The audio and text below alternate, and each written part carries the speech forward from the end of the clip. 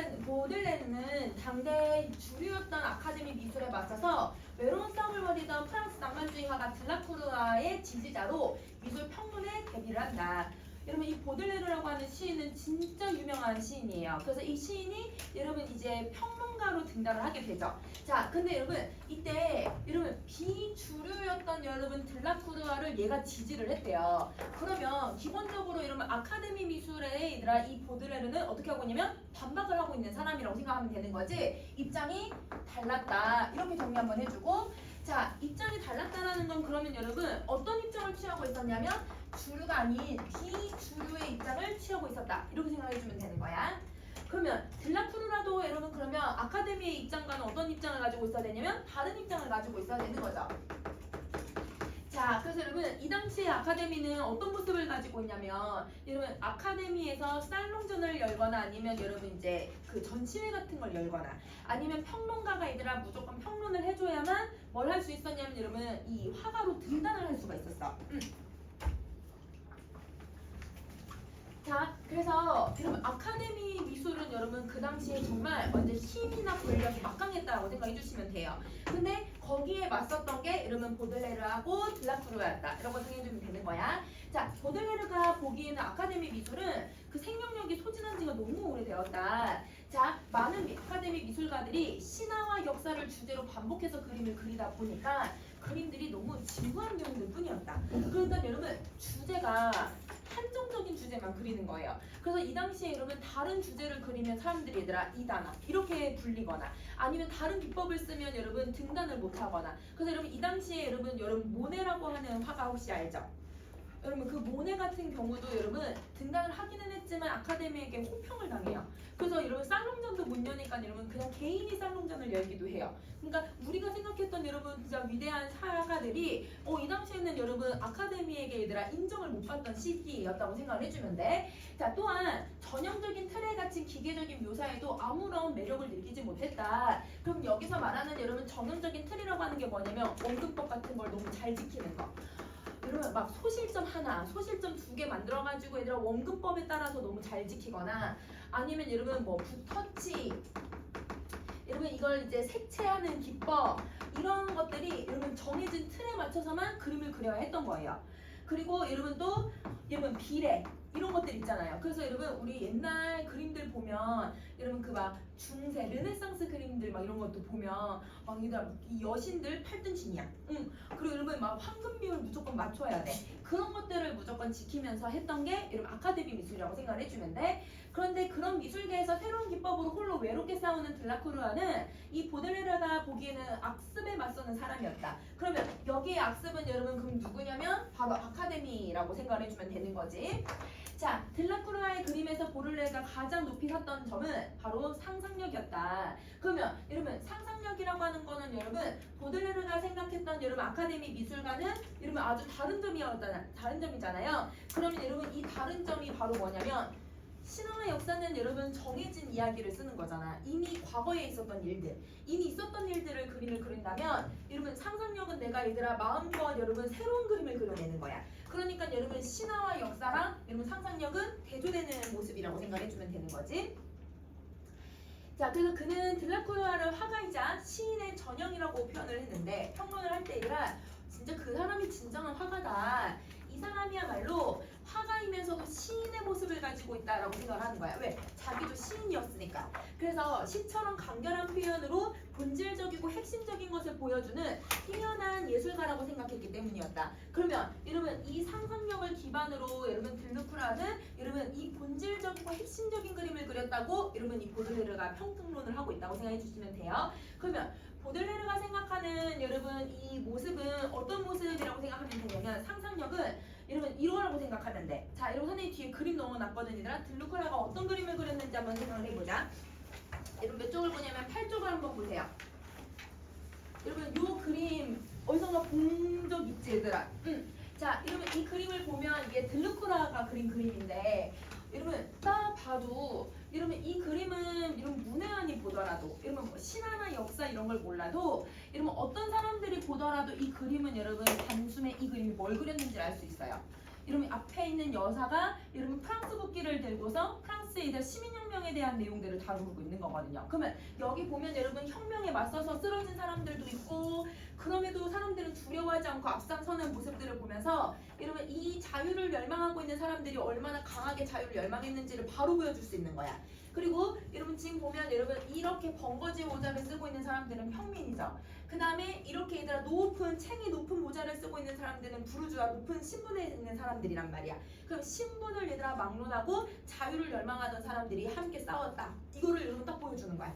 그러면 이 그림은 여러분 당시에 얘들아 어떤 역사 아니면 신화 이런 걸 얘기하는 게 아니라 자유라고 하는 것을 명확하게 딱 보여주고 있는 거죠. 그러면 여러분 이게 본질적이고 핵심적이라고 생각했던 거라고 생각해주면 돼. 누가? 보들레르가. 그러면 여러분 옆에다가 그러면 정리 한번 해볼까 얘들아? 빈칸에 자, 여러분 이 시처럼 본질적이고 핵심적이라고 생각했던 이유가 뭐냐면 여러분 그림을 통해서 자유사상을 본질적으로 혹은 핵심적으로 제시했습니다.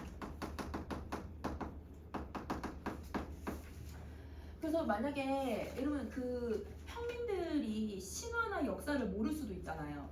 그러면 여러분 신화나 역사를 모르는 여러분 이제 문맹들은 여러분 아무리 신화나 역사를 그린 그림들만 봐도 이게 뭘 그렸는지도 모르고 그리고 여러분 거기에 막 상징적인 요소들을 넣어놔도 그게 뭘 상징하는지도 모르고 오로지 그림은 아카데미가 그린 그림은 누구의 소유물이냐면 여러분 돈 많고 얘들아 권력을 가지고 지식이 많은 사람들의 전유물이었던 거야. 근데 이런 거는 여러분 명확하게 어느 누가 봐도 다 볼 수 있는 그림인 거지. 그러니까 이게 바로 상상력이라고 생각을 했던 거야. 자, 그러면 여러분 이렇게 정리했으면 다시 앞으로 본문 정리 한번 해볼게요. 자, 그러면 두 번째 문단을 한번 보자. 하지만 시간이 흐르면서 보들레르는 이 들루코라에게도 아쉬운 점을 보게 된다. 그는 자기가 생각했던 것과는 다르게 역사화가로 남았기 때문이었다. 자, 보들레르는 미술가들이 이 과거가 아닌 지금 살고 있는 옛 시대를 보다 더 생생하게 그려야 된다고 생각을 했다. 그러니까 여러분 과거에 국한해서 그림을 그리는 게 아니라 지금을 그려야 된다고 생각을 했던 거야. 이게 보들레르가 생각하는 예술가이죠. 그러니까 과거가 아닌 현재에 초점을 두자 이렇게 생각을 해주는 거야. 자, 그럼 여러분 예술가는 좀 여러 개가 나올 거거든. 그 선생님이 번호를 매길게. 이건 우선 1번. 자, 그 다음에 보들레르는 예술로 담아내야 할 진정한 영웅이란 아카데미 출신들이 파리 살롱전에서 보여주는 죽은 영혼을 드러내는 게 아니라 그러면 여러분 이 보들레르는 죽은 영혼들을 그리고 있다고 생각했죠. 누가? 아카데미가. 그러면 아카데미에 얘들아 살롱전에 데뷔하는 사람들 아니면 거기에 얘들아 지금 등단하는 사람들 이런 사람들은 다 얘들아 죽은 영웅만 그리고 있다고 생각을 했던 거야. 자, 주변에서 함께 살아가는 사람들을 그림으로 그려야 된다고 생각을 한 거예요. 이거는 여러분 누가 생각한 거냐면 보들레르가 생각한 거고 근데 여러분 또 누가 생각한 거야? 들루크라도 이렇게 생각했을 수도 있지.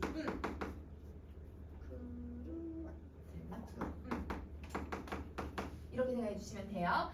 자, 그래서 그는 이러한 자신의 미학을 현대 생활의 영웅주의라고 명명을 한 거다. 그래서 여러분 지금 살고 있는 사람의 영웅적인 모습을 그려야 된다. 이렇게 생각을 하고 있는 거야. 자, 이 서양 미술은 여러분 이때부터 현대성이라고 하는 개념이 들어가기 시작을 한 거예요. 그러면 예술의 예전에는 다 옛날 것만 그렸으니까 과거에 국한되었다면 이제 얘들아 이 보들레르부터 얘들아 현대성에 대해서 그림을 그리기 시작을 했다라는 거야. 자, 그러면 여러분 옆에 선생님 죽은 영웅에 대해서 정리해놨거든. 그럼 죽은 영웅이 얘들아 뭘 상징하고 있는지 한번 정리해보자. 자, 여러분 죽은 영웅은 아카데미 미술가들이 여러분 그리고 있는 어떤 사람들을 얘기하고 있는 거예요? 신화 속에 나오는 역사 속의 영웅이죠. 그래서 여러분 신화에 나오는 여러분 혹은 여러분 역사에 등장하고 있는 사람들을 얘기하는 거야. 그래서 뭐 헤라클레스를 그린다든지 아니면 여러분 신화에 나오는 여러분 유명한 사람들의 그림을 그린다고 생각을 하는 거죠. 자, 그래서 보들레르는 현대성을 우연적이고 일시적인 것으로 정의를 하는 거예요. 그래서 여러분 이 현대라고 하는 게 지금이라고 하는 거지만 사실 여러분 한 시간만 지나면 여러분 지금이라고 얘기했던 그 한 내용이 한 시간만 지나면 또 과거가 돼버려. 그래서 이 사람이 생각했을 때 얘들아 이 현대성이라는 건 정말 우연이고 찰나의 것이고 일시적인 거라고 생각을 하는 거예요. 이게 예술가니까. 그래서 화가 역시 시인의 눈으로 일시적인 것에서 영원한 것을 끌어낼 수 있어야 된다고 생각을 했다. 그러니까 여러분 지금 여러분 봐봐 현재 지금이라고 했지만 여러분 아까도 얘기했지만 1시간 2시간 지나면 지금이 과거가 되지. 여러분 그러니까 여러분 이게 어느 순간 다 과거가 돼버릴 거니까 현대성이라고 하는 개념은 지금은 일시적인 것으로 보이지만 그 속에서도 뭘 찾아야 된다고 하냐면 영원한 걸 찾아야 된다고 생각을 해. 여러분 보편적인 그림이고 일상을 그려낸 그림이지만 그 속에서도 여러분 가치가 있는 것을 찾아내야 된다고 생각을 하는 거야. 이게 예술관 2번인데요. 3번인데 자 여러분 이 예술관 3번에서 여러분 선생님이 예시로 들 수 있는 사람이 누구냐면 이 보들레르가 얘들아 활동하던 시기에 어떤 화가가 등장하냐면 르누아르라고 하는 사람이 등장을 해요. 그럼 여러분 이 사람은 여러분 어떤 그림을 대부분 그리냐면 얘들아 피아노 치는 소녀, 강아지를 안고 있는 소녀 여러분 그러니까 뭔가 특별한 사람을 그림으로 그리는 게 아니라 일상적인 걸 그림을 그리고 있잖아. 이 사람은 일상적인 것을 그림으로 그리고 있는데 대부분에다가 파스텔 톤의 얘들아 그림을 딱 넣어가지고 막 얘들아 샤방샤방한 그런 그림들을 그려요.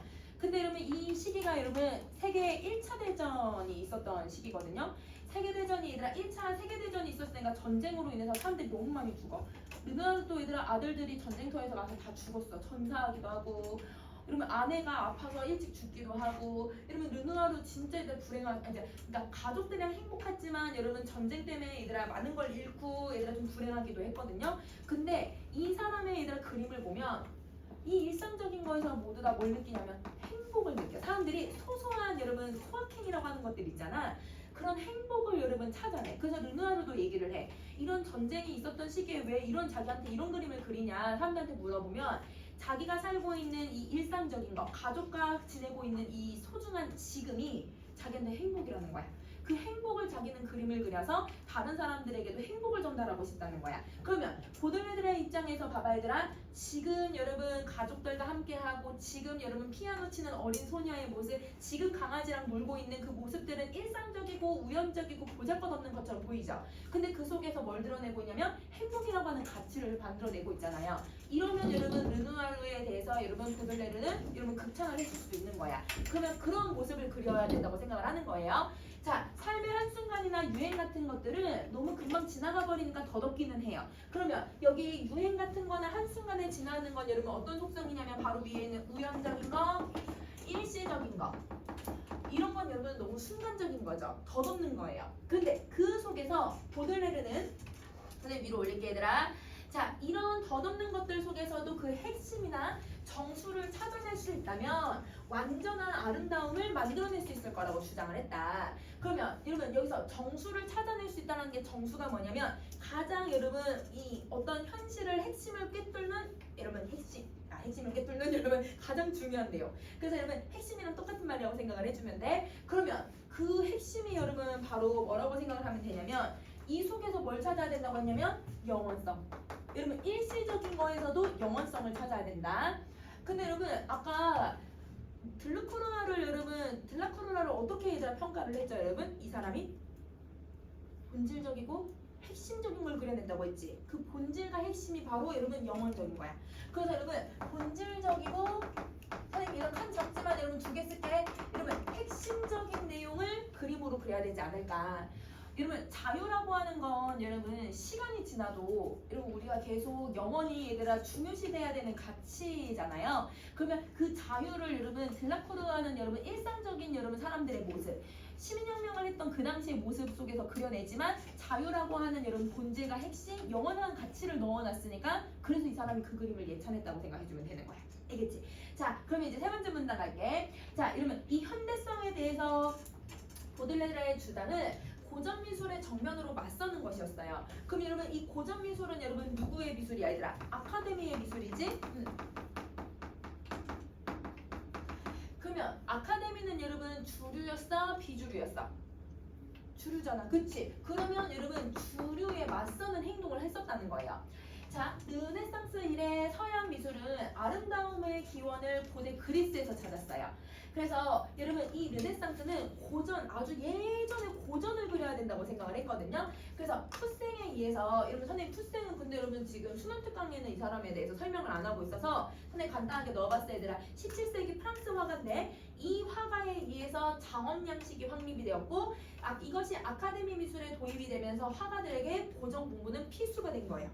그러니까 여러분 그림을 그릴 때 얘들아 무조건 고전만 그림을 그려야 되기 때문에 고전 공부를 무조건 해야 되는 거야. 그 신화 공부하고 역사 공부하고 예전에 얘들아 가치관들을 막 공부를 해야만 그 철학적인 내용들을 예술 속에 포함시킬 수 있다고 생각을 했던 거지. 그러면 여기서 여러분 장엄 양식이 여러분 무슨 말이냐면 장엄하다라는 게 얘들아 크기가 얘들아 작다라는 뜻이야, 엄청 크다라는 뜻이야? 엄청 크다라는 거지. 그래서 여러분 예전에 여러분 르네상스 시기나 이런 시기에 그려졌던 그림들 보면 여러분 미켈란젤로 얘들아 그 그림들 보면요 그림이 아니죠. 여러분 그냥 성당 천장에다 다 그려요. 천장에 얘들아 지금 한 얘들아 몇십 미터 되는 거에다가 거기다 그림을 그려요. 그러니까 이건 얘들아 누가 봐도 얘들아 와 이거 정말 스케일이 남다르다라고 생각하는 그림들을 그리는 거죠. 그림 크기도 얘들아 막 5m, 3m 이런 그림들을 그리는 거야. 그러니까 그런 게 장엄 양식이라고 생각을 해주면 되지. 이러면 크기로 조절버리는 거야 얘들아. 크기로 여러분 이 보는 사람들한테 압도감을 주고 근데 왜 그런 압도감을 줘야 되냐면 신을 그리잖아요. 신화를 그리는 거잖아요. 역사를 그리는 거잖아요. 그러면 역사의 위대한 영웅들을 그리니까 저런 양식들을 그려내야 된다고 생각을 했던 거예요. 누가? 아카데미가. 그러면 이거는 누가 생각한 거냐면 아카데미가 추구한 예술관의 얘들아 모습이라고 생각해주면 되는데 이런 빈칸의 특징이라고 선생님 줄게. 그래서 여러분 고전, 장엄 양식 이게 여러분 아카데미가 추구하고 있는 모습들이다.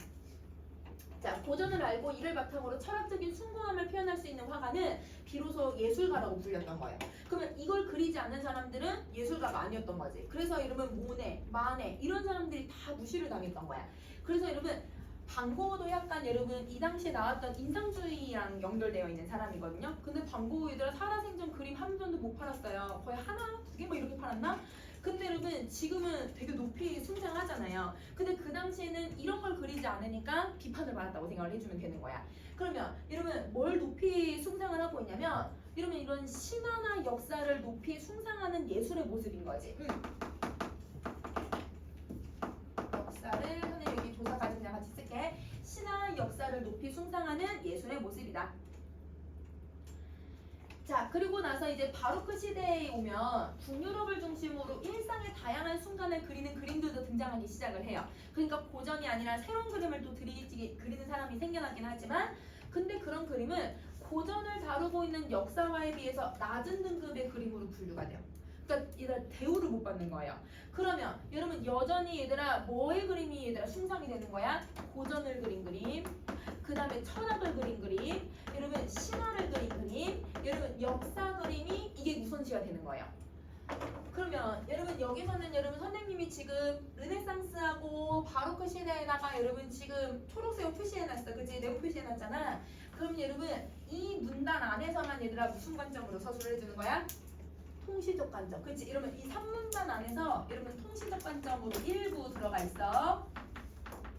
3문단만. 이렇게. 자, 그러면 여러분 선생님 다음 문단 갈게요. 자, 이런 분위기 속에서 등장한 보들레르의 현대성 개념은 생각의 틀을 깨는 혁명적인 거죠. 왜냐면 다 얘들아 주류였던 고전을 완전 다 부시고 지금을 그려야 된다고 얘기를 하고 있으니까 사람들이 생각했을 때 이건 너무 파격적이다 이렇게 생각을 했던 거야. 자, 이런 현대성 개념은 주제적인 측면에서 인상주의가 이루고 있는 혁신과도 관련이 있기는 해요. 자, 이러면 인상주의의 그림의 대표적인 화가가 모네인데 모네 그림을 보면 여러분 대부분 얘들아 해돋이 아니면 여러분 수련 이렇게 해서 연고 그려진 그림 아니면 여러분 어떤 여자가 이렇게 양산 들고 바람 이렇게 휙 날리면서 치마가 이렇게 날리는 그런 그림 혹시 보신 적 있어요? 자, 그런 그림들이 있는데 여러분 그 그림들이 모두 다 얘들아 그 순간을 포착을 해요. 그래서 여러분 이 당시에 얘들아 인상주의의 대표적인 게 이제 모네인데 이 모네의 그림을 보면 그러면 그게 원래 유화로 그려진 거거든? 그럼 유화는 계속 그전에는 얘들아 덧입혀가지고 얘들아 색별로 계속 이렇게 올려. 그러면 그런 식으로 그림을 그렸는데 여러분 모네는 어떻게 하냐면 유화로 여러분 약간 여러분 완전 빠르게 그리는 그림들 있잖아. 이러면 빠르게 그림을 그리다 보니까 붓터치가 얘들아 막 거칠어요. 거칠고 여러분 덧입히는 색깔을 덧입히는 게 아니라 거기서 색채를 얘들아 뭉그러뜨려. 뭉그러뜨린다라고 하는 건 뭐냐면 여러분 유화가 얘들아 이렇게 잘 안 올라가거든. 굳어야 오르고 하는데 거기에다가 여러분 어떻게 하냐면 그냥 이렇게 막 문대가지고 약간 안개 낀 것처럼 표현을 해버려. 왜? 그 순간 그 사람이 그렇게 봤기 때문이야.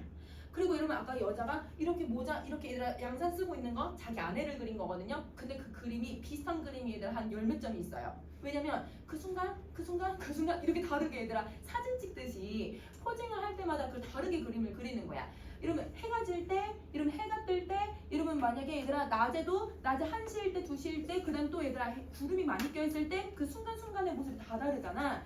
그 모습을 다 그림으로 그리고 있다고 생각하면 돼. 그러면 여러분 모네도 지금 뭐에 포커스를 두고 있어? 그 지금 이 순간에 포커스를 두죠. 그게 인상주의랑 보들레르랑 약간 연관성이 있다라고 얘기를 하고 있는 거예요.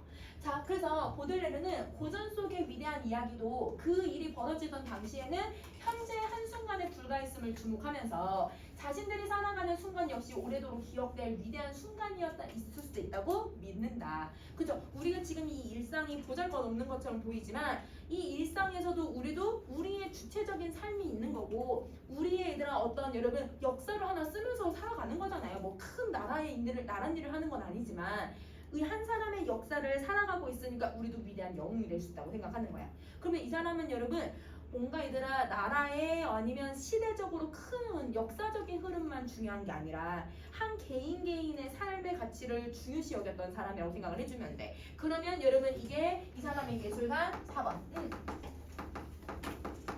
그러면 이 예술관 4번은 이걸 통해서 여러분 뭘 할 수 있는 거냐면 지금 살고 있는 시대를 왜 그려야 되는지에 대한 이유가 여기에 들어간 거예요. 우리도 영웅적인 모습으로 살아갈 수 있다. 우리도 위대한 순간이다. 이렇게 얘기를 하고 있는 거야. 그래서 이거는 지금 살고 있는 시대를 그려야 하는 이유. 이렇게 생각해 주시면 돼요. 자, 그래서 이에 따라 그를 따랐던 인상주의 예술가들은 그래서 여러분 보들레르를 여러분 진짜 인상주의 화가들이나 아까 얘들아 얘기했던 블라크루라나 이런 사람들 너무 좋아했어. 그 왜냐면 자기네들의 뜻을 뒷받침해 줬으니까. 그래서 이 눈으로 주변에 숨겨진 영원한 아름다움을 포착하고자 했다. 그러면 여러분 여기에서 인상주의의 얘들아 모습 경향성이 나타나요. 그러면 인상주의의 경향성은 여러분 크게 세 가지. 여러분 지금의 순간을 그려요. 그래서 순간성. 옆에 번호에다 매겨주면 돼. 인상주의는 여러분 어떤 것들을 그리냐면 여러분 역사 이런 거 안 그리겠죠. 일상적인 것들을 그려요. 자, 그 다음에 여러분 세 번째 여러분 숨겨진 여러분 뭘 그리냐면 영원한 아름다움을 그리는 거야.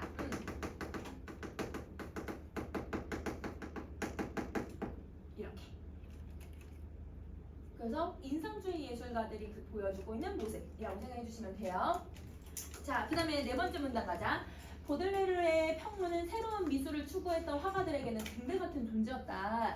왜냐면 당연히 여러분 이 당시에 얘들아 이 모네, 마네 이런 사람들은 비주류의 사람들이었잖아. 그래서 주류였던 아카데미와는 다른 입장을 이 화가들이 추구를 했었기 때문이고 그리고 이 비주류의 얘들아 화가들이 여러분 이 보들레르의 지지를 받음으로써 살롱전에 데뷔한다든지 여러분 이 보들레르 너무 유명한 시인이었으니까 이 사람이 얘들아 지지를 해주는 것만으로도 여러분 이들에게는 힘이 될 수 있다라고 하는 거죠. 그래서 인정을 받을 수 있는 계기가 되었다라고 생각하면 돼. 그래서 인상주의 화가인 마네도 그를 진심으로 존경하고 따랐다. 그래서 마네는 과격하리만큼 혁신적인 화가로 인식되긴 하지만 전통을 거부하거나 무시했던 건 아니다. 그러면 여러분 마네의 예술가는 혁신적인 그림을 그리면서도 여러분 어떤 걸 따르는 거야? 전통을 계속 계승을 하는 거예요. 그럼 그 전통이라고 하는 게 뭐예요, 여러분? 아카데미가 추구하는 미술을 이런 계승하면서도 혁신적인 그림을 그렸다는 거잖아요. 자, 마네는 1863년 파리 살롱전에서 풀바디의 점심 식사라고 하는 작품을 출품을 했다. 이 그림은 시민 계급인 부르주아들이 나들이를 즐기는 일상을 다루고 있는데 원근법도 맞지 않고 붓질도 거칠고 아카데미의 규범을 하나도 지키지 못했다라고 하는 호평을 받는다. 그러면 마네가 여러분 혁신적인 화가로 불린 이유가 여기 나오네 얘들아. 아카데미의 얘들아 형식을 하나도 지키지 못했기 때문이에요. 자, 더구나 남자들과 함께 있는 여인의 그 사실적인 누드는 비도덕적이라고 비난을 받았다. 실제로 이 작품에서 강가에 목욕하는 여인은 화면 전경의 세 명의 인물과 너무 가까워서 공간의 원근감이 하나도 구현되지 않는다. 그러니까 여러분 이 구현되지 않는 이유가 그러면 여러분 이 여자들이 얘들아 어떻게 보이냐면 너무 사실적이고 비현실적인 것처럼 보이니까 오히려 이 사람들이 더 비도덕적이고 너무 여러분 선정적이라고 표현을 하고 있는 거야.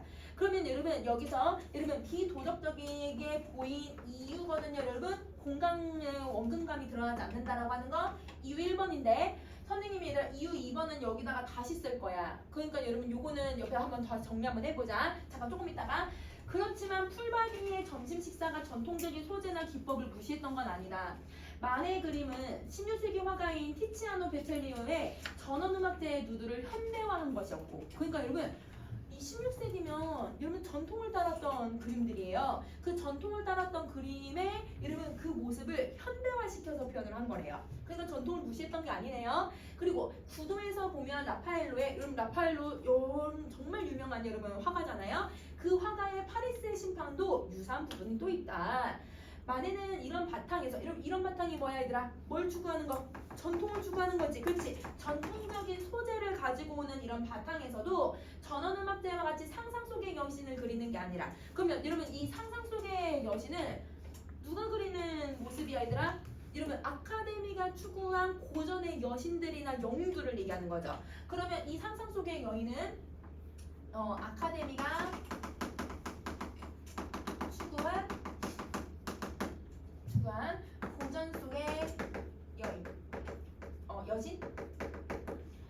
그래서 여러분 파리스의 심판도 여러분 저것도 신화에 나오는 내용이고 그 다음에 여러분 저 전원음악제 같은 경우도 신화의 내용은 아니지만 여러분 거기에 막 얘들아 요정들 얘들아 상상에 있는 여성들이 등장을 하거든요. 그래서 그게 고전 속의 여신을 그렸던 것이 아니라 현실의 여인을 그림으로 그렸기 때문에 즉 보들레르의 이론을 따랐기 때문에 현실 그리고 일상적인 것 지금의 모습을 그렸기 때문에 그래서 얘들아 이게 너무 비도덕적이라고 보였던 거야. 그럼 봐봐 여러분 우리 이런 비너스나 얘들아 아프로디테잖아요. 아프로디테나 비너스가 그려진 그림들 보면 다 보고 있어요. 근데 여러분 그거를 사람들이 얘들아 선정적이라고 얘기하지 않아요. 왜? 신을 그려놓은 거니까. 그런데 여러분 우리가 여자의 그냥 여러분 평범한 여자의 얘들아 누드를 그려놓은 그림을 보면 사람들이 얘들아 선정적이다 왜 그래 이렇게 할 수도 있어. 그게 왜 그러냐면 누구를 그렸는지의 차이거든 얘들아. 그러면 왜 얘들아 이 여인의 이런 사실적인 누드를 여러분 당시의 사람들이 선정적이라고 생각했냐면 여신을 그리지 않았기 때문이에요.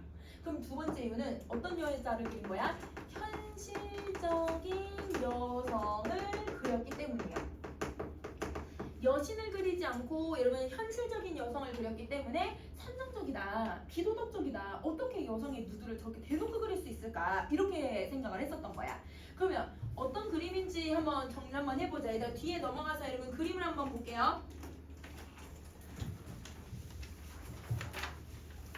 여러분 이 그림이에요. 이게 여러분 풀바디의 점심 식사예요.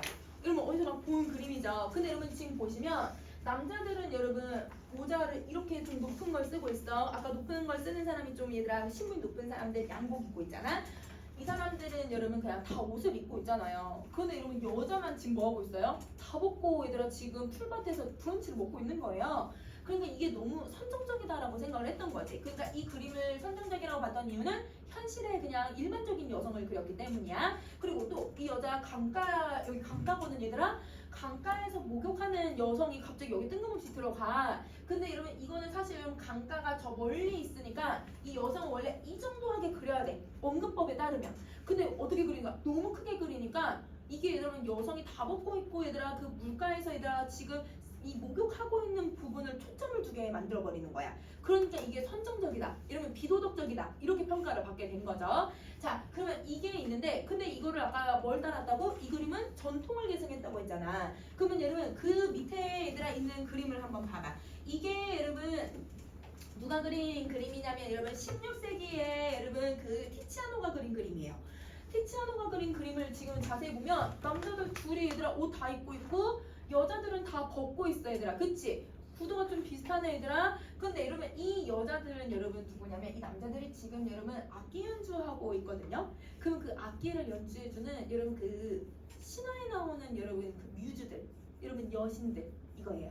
그러니까 여신들도 있고 요정들도 있잖아요. 여러분 신화에 보면 그런 사람을 지금 그려놓은 거야. 그러니까 여러분 이 여자를 선정적이라고 보지 않지 사람들이. 그리고 여기 얘들아 뒤에 있는 사람들 봐봐 얘들아. 뒤에 있는 막 염소나 얘들아 강아지 이런 거 봐보세요. 여기 뒤에 있는 막 얘들아 멀리 있는 모습들 다 원근법에 맞춰서 너무 잘 그려놨죠. 그러니까 이게 얘들아 그냥 이거는 앞에 있는 풀바디의 점심 식사보다는 일반적인 고전적인 틀에 맞춰서 그림을 그렸고 앞에 있는 그림이 혁신적이라고 불렸던 이유는 이런 부분들을 어겼기 때문인 거야. 그럼 다시 또 하나 더 갈게. 여러분 여기 이게 얘들아 라파엘로가 그린 여러분 파리스의 심판이에요. 근데 여러분 파리스의 심판을 보면 여러분 여기 여자도 이거 지금 포즈 봐봐 얘들아. 이 포즈 아까 얘들아 풀바디에 점심 식사에 있는 여자랑 포즈 똑같잖아 얘들아. 옛날에 이런 식으로 구도를 그리는 건 너무 유명해요. 근데 여기는 남자 여자 다 벗고 있잖아요. 근데 여러분 이거를 다 신을 그려놨기 때문에 이거는 여러분 되게 숭고하다라고 사람들이 생각을 했던 거죠. 그러니까 여러분 이런 여러분 인식이 여러분 당시에는 여러분 파격적이었다라고 생각을 해주면 되는 거야. 자 그러면 여러분 다시 본문으로 갈게. 그러면 여러분 선생님 지금 4번 네 번째 문단까지 빈칸 다 넣었을까? 다 넣. 안 넣은 거 있어 얘들아? 선생님 뭐 있어요. 어디에요? 내가 있는데 1문단에? 1문단에 선생님 뭐 안 넣었어? 아카데미 미술 경영력이 소진돼서 생각한 생명력이 소진되었다고 생각하는 이유. 여러분 이유에 이유. 1문단에 이유. 그다음 또 안 넣은 거 있어 얘들아? 없지. 오케이 자 그러면 여러분 우리 어딜 가냐면 여러분 이제 5번째 문단 한번 가볼게. 자 만해의 작품 경향은 티렐리 공원의 음악회에서도 잘 드러났는데 이 그림의 왼쪽 끝에는 만해가 그려져 있는데 여러분 자기가 자기 그림에다 자기를 그려 넣는 거예요. 그래서 그 만해는 주변 세계를 관찰하는 플라네르로 등장을 한다. 당시의 플라네르는 별다른 목적 없이 도시를 걸어다니면서 도시를 관찰하는 부르주아를 얘기하고 있었는데 그럼 여러분 지금 여기는 플라네르에 대한 뭐가 들어갔어 얘들아? 정의. 그렇지. 자, 부르주아들의 일상을 그린 이 그림에서 만해는 자신을 부르주아 세계의 일원이자 동시에 부르주아 세계를 객관적으로 관찰하는 플라네르로 그림을 그렸다. 자, 여러분 그림은 이렇게 그리지만 여러분 이때 우리나라에도 여러분 이 근대쯤에 여러분 이 근대는 아니지? 한 예를 들어 1930년에 여러분 이렇게 이 도시를 관찰하는 사람처럼 그림이 아니고 얘들아 소설을 썼던 사람이 있어요. 소설가 구보씨의 이름이라고 하는 여러분 그 박태원인데 박태원이 여러분 도시를 다녀. 그럼 자기가 그냥 하루 있었던 일들을 그냥 쭉 서술을 해. 자기가 봤던 것들 그냥 일상적인 것들을 그림을 그려. 그러면서 여러분 자기가 관찰한 내용들을 쭉 서술하면서 아무 의미 없는 내용들을 쓰거든요. 그러면 그런 식으로 여러분 그림에다가 아무 의미 없는 그냥 일상적인 것들을 그림으로 그리면서 그 일상에 있는 사람들을 관찰하면서 자기가 그림을 그리는 거야. 자, 그래서 이렇게 얘들아 이런 경향이라는 건 당대 얘들아 뭘 그리는 거냐면 일상을 그리는 거지. 일상을 그림으로 그리는 것은 사실주의 대표가인 크루베의 영향이 매우 컸다. 그러나 크루베가 사회주의 정치 성향을 함축하는 현실의 모습을 포착을 했다면 이 만해는 순수 미학적 차원에서 부르주아의 근대 생활을 주제로 했다는 점에는 차이가 좀 있다. 그러면 여러분 크루베라고 하는 화가랑 여러분 만해라고 하는 화가는 그 당시에 동시대의 때의 사람인데 이 두 사람은 여러분 공통점이 있대요. 뭘 그렸다고?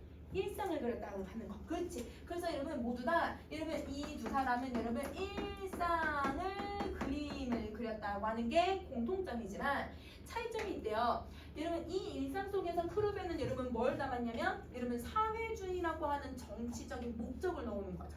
그러면 여기는 사회주의 정치적 목적을 내포를 하고 있는 거고 그들은 만해는 여러분 이 그림에 어떤 사상적인 것들을 넣어놓는 게 아니라 이 그림에다가 뭘 넣어놓는 거야 얘들아? 그냥 순수미야. 정말 여러분 예술로만 넣어놓는 거지. 이런 그림을 그렸다. 이렇게 생각해 주시면 돼요. 자 그러면 여러분 이 티렐리 공원의 음악회라고 하는 그림을 한번 봐봐봐 얘들아. 자 어딜 가냐면 7쪽으로 가면 여기 이렇게 그림이 있죠. 요거야 이거. 그래서 여러분 일상에 사람들이 산책 나와가지고 이런 공원에 앉아서 이러면 수다 떨고 여러분 사람들끼리 얘들아 막 얘들아 아이들 그냥 뛰놀고 있고 이런 그림을 그리는 거야. 근데 여러분 여기 지금 보면 선생님 여기 동그란 표시해놨지 얘들아? 요게 만해. 만해가 여러분 이 앞에 있는 사람들 여기 있는 사람들 다 관찰하고 있다고 생각하시면 돼요. 이게 만해. 그리고 여러분 선생님 동그란 표시 하나 더 해놨지 여기. 여러분 이게 보들레르. 그래서 만해는 자기가 존경했던 보들레르를 이렇게 그림을 그려놨어. 그래서 여기 안에 얘들아 자기 친구들 엄청 많거든요. 그래서 여러분 자기 동생도 유명한 화가였는데 동생도 그려놓고요. 동생도 그려놓고 여기도 여러분 정치가도 넣고 막 이렇게 온갖 사람들 다 넣어놔. 그래서 이런 식으로 자기 일상에 있는 친구들, 일상에 있는 여러분 자기 삶 이런 것들, 부르주아의 삶 이런 것들을 그려놨다고 생각을 해주면 돼. 자, 그러면 여기까지 정리해놨으면 여러분 넘어가서 여러분 구쪽을 한번 볼게요.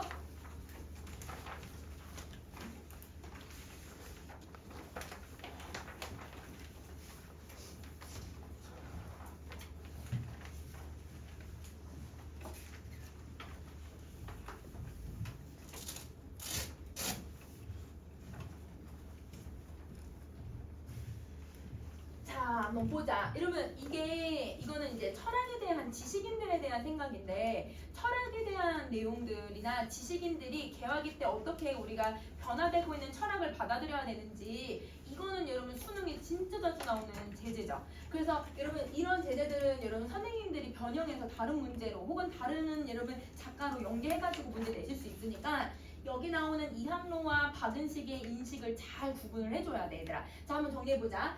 서구는 르네상스를 거치면서 자연과 신적 권위로부터 인간 해방을 추구를 했다. 여러분 이 르네상스 시기에 인간 해방을 추구했다라고 하는 거 인본주의 사상을 중요시 여겼다는 거 코나투스에서도 나왔었지 얘들아. 자 그래서 여러분 인간을 중요시 여기게 된 거예요.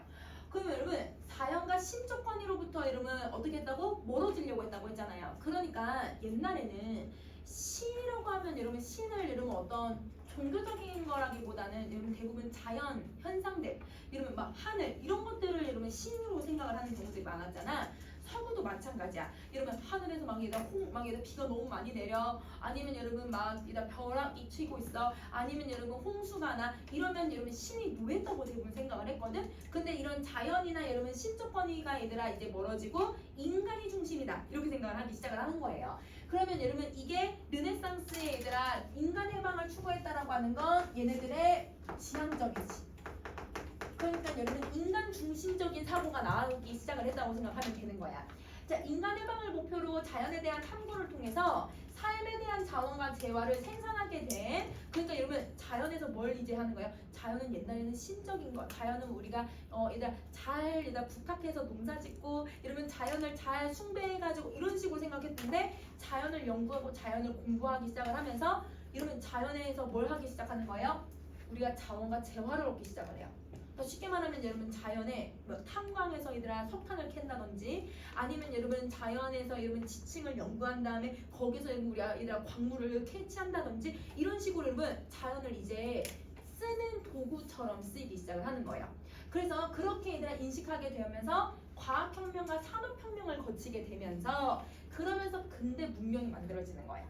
그러면 여러분 우리 어떤 질문이 있냐면 데카르트, 칸트, 여러분 객관적 관념론 뭐 이런 내용들이 나오면서 여러분 우리 철학 사조, 근대 철학 사조가 나오면 대부분 근대 철학 사조는 여러분 인간을 여러분 이성을 가지고 있는 유일한 존재라고 생각하고 자연을 어떻게 봐?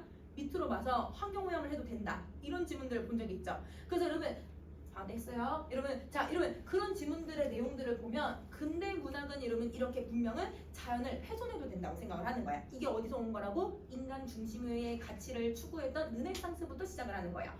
이런 사조가 얘들아 계속 바뀌면서 여러분 기본적으로 인간은 위에 있고 자연은 밑에 있다고 생각을 하게 되는 거야. 자, 그러니까 여러분 산업혁명도 만들고 과학기술도 만들었다고 생각을 하는 거죠. 그러면 서구의 근대 문명은 근데 여러분 선생님 조사 다 반대로 써놔가지고 과학 기술로야 얘들아. 선생님 조사 다 반대로 써놨어. 과학과 기술로 이루어져 있다. 자, 그리고 값싸고 풍부한 원료 공급과 안정적인 시장을 확보하기 위해서 비서구 지역에 대한 침략을 자행한 거예요. 그러면 여러분 여기 이제 뭐가 등장을 하냐면 비서구 지역은 그럼 여러분 서양인들이 바라봤을 때 어떤 상태였다고 생각을 하냐면 근대화가 되지 않은 나라. 이런 혹은 다른 말로서는 또 쓸게 위에다 뒀어. 이러면 문명화가 덜 된 나라. 이러면 문명이 발달하지 않은 나라라고 생각을 했던 거죠.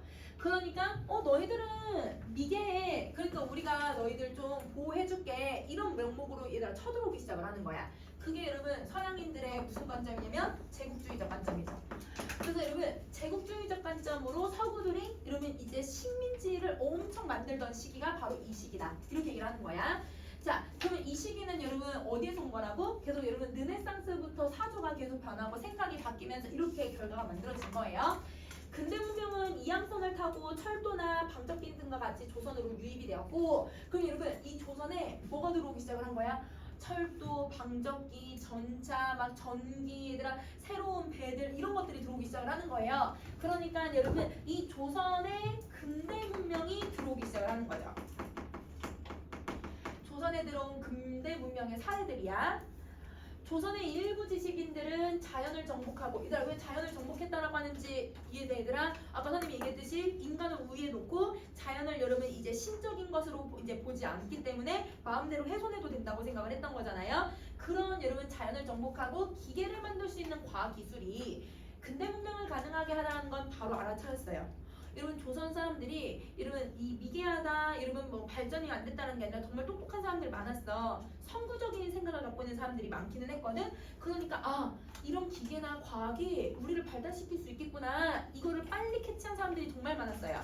그렇지만 모두 다 서구 과학 기술을 환영한 건 아니었대요. 왜냐면 새로운 걸 여러분 받아들이는 데는 시간이 좀 걸려요. 그러니까 이걸 바로 받아들이자고 급진적으로 얘기하는 사람도 있을 것이고, 이거 중요하긴 하지만 이걸 좀 받아들이기에 좀 시간이 좀 걸리지 않을까 이렇게 중립하는 사람도 있을 거고, 아예 받아들이지 말자 이렇게 생각하는 사람도 있었을 거고, 다양한 입장이 있었을 거라는 거야. 그러면 서구 과학기술에 대한 입장이 조선 안에서도 되게 다양했다. 그러면 이러면 다음에 나올 내용이 뭔지 알 수 있죠. 다음에 나올 내용은 이 다양한 인식들을 쭉 나열해 준다는 거야. 어떤 인식들이 들어가는지 한번 보자. 여러분 두 번째 문장 갈게. 자, 여러분 이 19세기 조선은 대대적으로 주자학의 사상 체계를 기반으로 하는 도덕 국가의 이념이 있었고, 대외적으로는 중국 중심의 문화 의식이, 여러분 이걸 우린 중국 중심이 세계의 중심이다라고 하는 게 무슨 사상이야? 중화 사상이지, 그렇지? 그래서 여러분 중화 사상에 의거하여 서구의 음침하고 해로운 기운으로부터 조선을 지켜야 된다라고 하는 위정 척사 사상에 입각한 세국 정책이 중심을 이루고 있었다. 그러면 여러분 지금 선생님이 여기는 티 안 나지만 거기 얘들아 복사한 부분에 약간 음연 표시되어 있죠. 그 부분이 바로 여러분 19세기 조선이 당면한 대내외 상황이죠. 그러면 그 대내외 상황에서 여러분 위정 척사 운동을 하거나 세국 정책을 펼쳤다라고 하는 건 서양의 문호를 개방해야 된다고 하는 거야, 말아야 된다고 생각하는 거야? 말아야 된다고 생각하는 거지. 교류를 해야 된다고 생각하는 거야, 말아야 된다고 생각하는 거야? 말아야 된다고 생각을 하죠. 그래서 주장에 입각한 당시의 유림들이 중심이 된 위정 척사론자들은 중화를 높이고 이적을 배척한다라고 하는 존화양이 운동을 일으켜서, 그러면 위정 척사론자들은 여러분 중화를 계속 숭상하자 이렇게 생각을 하는 거죠. 왜냐면 기존의 것을 중요시 여기니까. 이적을 배척한다고 했으니까 이 이적이 누구야 얘들아? 서양, 열강들. 그치? 그래서 여러분 선생님이 서양이라고 쓰기는 할 건데 우선 열강들, 왜냐면 일본도 있고 여러분 러시아도 있고 이러니까. 그래서 여러분 서양, 열강들을 여러분 배척했고요. 서구의 과학기술 수용을 비판을 한 거예요. 그러면 여러분 이걸 서구의 과학기술이 중요하다는 거 이미 알고 있잖아. 그럼에도 불구하고 서양의 것이라고 해서 그냥 뭐 해버리는가? 무조건 배척을 해버리는 거야. 그러니까 이게 위정 척사론자들은 무조건적으로 배척을 했다. 이렇게 생각해 주시면 돼요. 그래서 척사론자들의 사상적 기반을 제시했던 이 이항로는 과학기술 수용에 대해서 강경하게 비판을 한 거예요. 그러면 이항로는 위정 척사론자의 대표적인 사람이고, 이 사람은 여러분 과학기술을 절대 받아들여서는 안 된다고 생각했던 사람이야.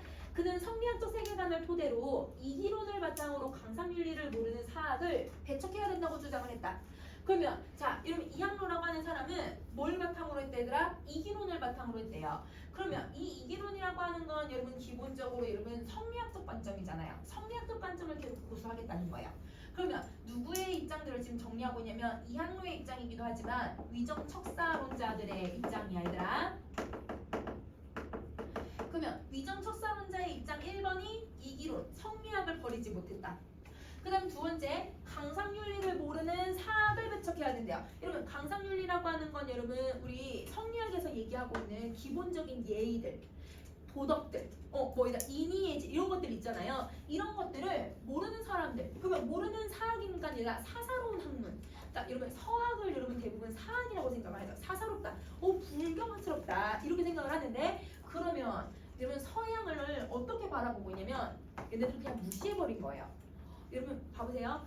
서양이라고 해서 무조건 그냥 배척을 해버리는 거야. 그러면 서양은 서양 나름의 얘들아 문화 가치가 있는 건데 그걸 존중하지 않고 서양이야? 그냥 무시. 너희들은 예절도 몰라. 근데 그들은 여러분 존댓말 당연히 안 쓰고요. 그들의 문화는 여러분 위계보다는 여러분 이제 평등한 입장들을 가지고 있는 경우들이 좀 많았잖아요. 그런데 우리는 여러분 신분제도가 있었고 여러분 나이, 존댓말 해야 되고 이런 예절은 당연히 우리는 있는 거고, 우리는 왜냐면 유학을 배웠으니까. 이런 여러분 서로의 얘들아 문화를 얘들아 존중해주는 게 아니라 뭘 해버리는 거야? 무시로 그냥 해버리는 거야. 그러면 이게 얘들아 위정 첫사론자들의 두 번째 입장이라고 생각하면 돼. 자, 그래서 그는 리를 중요시 여기는 입장을 견지했다. 여러분 견지가 무슨 뜻이지? 어깨 올리다, 어깨 올린다라는 건 함께 가다. 그러니까 여러분 중시하는 입장을 고수하면서 이가 기에 대한 명령하는 상명하복의 위계 질서가 잘 지연이, 이게 위계가 잘 정리가 되어야 선을 시행할 수 있다고 보았던 것이다. 여러분 자, 이때 선이라는 건 착할 선자이기는 한데 착하다라는 뜻이 아니라 도를 추구할 수 있다라고 하는 입장이에요. 자, 그러면 여러분 이론이라고 하는 건 여러분 대표적인 여러분 이제 성리학에서 얘기하고 있는 입장인데, 뭐 성리학자마다는 다 다르지. 여러분 어떤 사람들은 이기 이론론이라고 하는 걸 주장하는 사람도 있을 거고, 어떤 사람은 이기 이원론을 주장하는 사람도 있을 것이고, 이와 기를 여러분 어떻게 볼 것인가 다양한 입장들이 있겠지만, 여러분 기본적으로 여러분 큰 틀로 이해를 해보자면 이라고 하는 건 여러분 어떤 사물이나 아니면 사람이나 어떤 대상들의 본질, 눈에 보이지 않는 정신적 가치라고 생각하면 좀 이해하기 쉬울 거고, 그 다음에 여러분 기라고 하는 건 그 본질을 여러분 눈에 보이게끔 여러분 나타내주는 어떤 형태, 여러분 그릇 같은 역할이라고 생각하시면 돼요. 이걸 여러분 우리는 이제 철학에서, 서양 철학에서는 이를 본질이라고 표현을 하고, 여러분 대부분 기를 현상이라고 표현을 하죠. 눈에 보이는 것으로 표현을 하는 거예요. 그러면 여러분 대부분 이렇게 사람의 형태가 있으면 몸뚱아리 있잖아요. 이 몸뚱아리는 여러분 내 정신과 내 본질을 담아내는 그릇이에요. 그러니까 내 이 몸뚱아리는 뭐라고 생각하면 되냐면 기라고 생각하면 되죠. 근데 이 몸뚱아리가 얘들아 움직이고, 이 몸뚱아리가 생각하고, 이 몸뚱아리가 밥을 먹고, 이 몸뚱아리가 어떻게 얘들아 행동할 것이고, 이걸 결정하는 건 여러분 본질이에요. 내 머릿속에 있는 정신이라고 생각하면 되죠. 이게 이예요. 그러면 이 기라고 하는 건 여러분 이에 의해서 결정된다라고 하는 사람도 있을 거고, 기가 먼저 만들어지고 이가 담겨진다라고 하는 사람도 있을 거지만, 기본적인 틀은 여러분 이는 정신, 본질, 근데 여러분 기는 몸뚱아리라고 생각하면 되는 거야. 그러면 이 사람은 여러분 뭐를 중요시 여기냐면 여러분 지금 이가 더 앞서 있다고 생각을 하는 거죠. 눈에 보이는 현상들보다 본질이 먼저라고 생각을 하는 거야. 이가 기보다 앞서고, 그러면 여러분 이가 기보다 앞서니까 여러분 뭐를 중요하다고 생각하냐면 이 이가 본질적이다, 가장 중요한 것이다 라고 주장하는 사람인 거야. 그래서 여러분 이기론에서 여러분 이가 앞서야만 무조건 여러분 뭘 할 수 있다? 우리가 도를 추구할 수 있고, 여러분 이게 바로 선의를 만들어낼 수 있다, 이렇게 생각하는 거예요. 자, 이런 관점에서 보면 서구의 과학기술은 이를 중요시 여기는 게 아니라 기에 해당하는 현상에 천착하는 것에 불과했어요. 그러면 이 사람들이 봤을 때는 여러분 과학이라고 하는 게 뭐냐면, 과학은 여러분 자연이나 아니면 눈에 보이는 어떤 물질들을 여러분 연구하는 거에 더 많잖아요.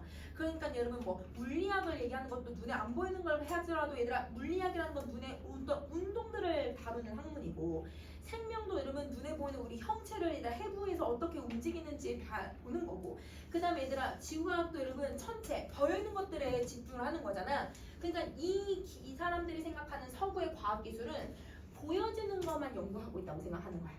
이를 연구하는 게 아니라 기만 보는 거지.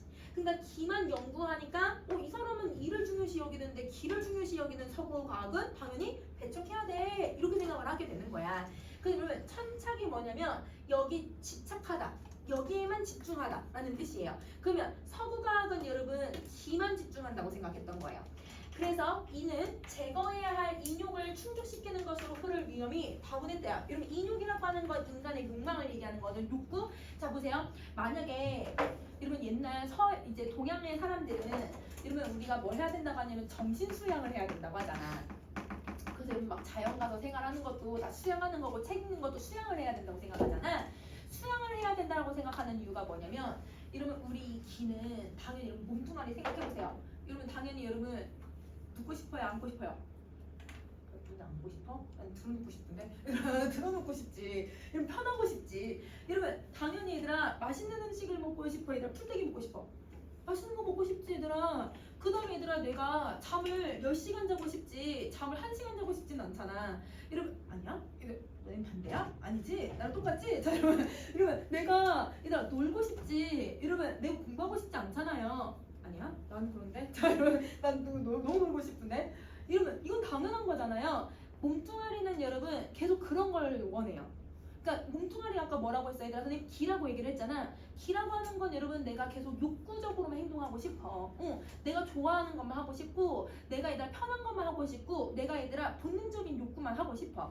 근데 그걸 하지 않게끔 여러분 누가 잡아주냐면 정신, 본질이 잡아준다고 생각해요. 그래서 우리는 계속 정신 수양을 해야 된다고 옛날 사람들이 생각을 했던 거거든요.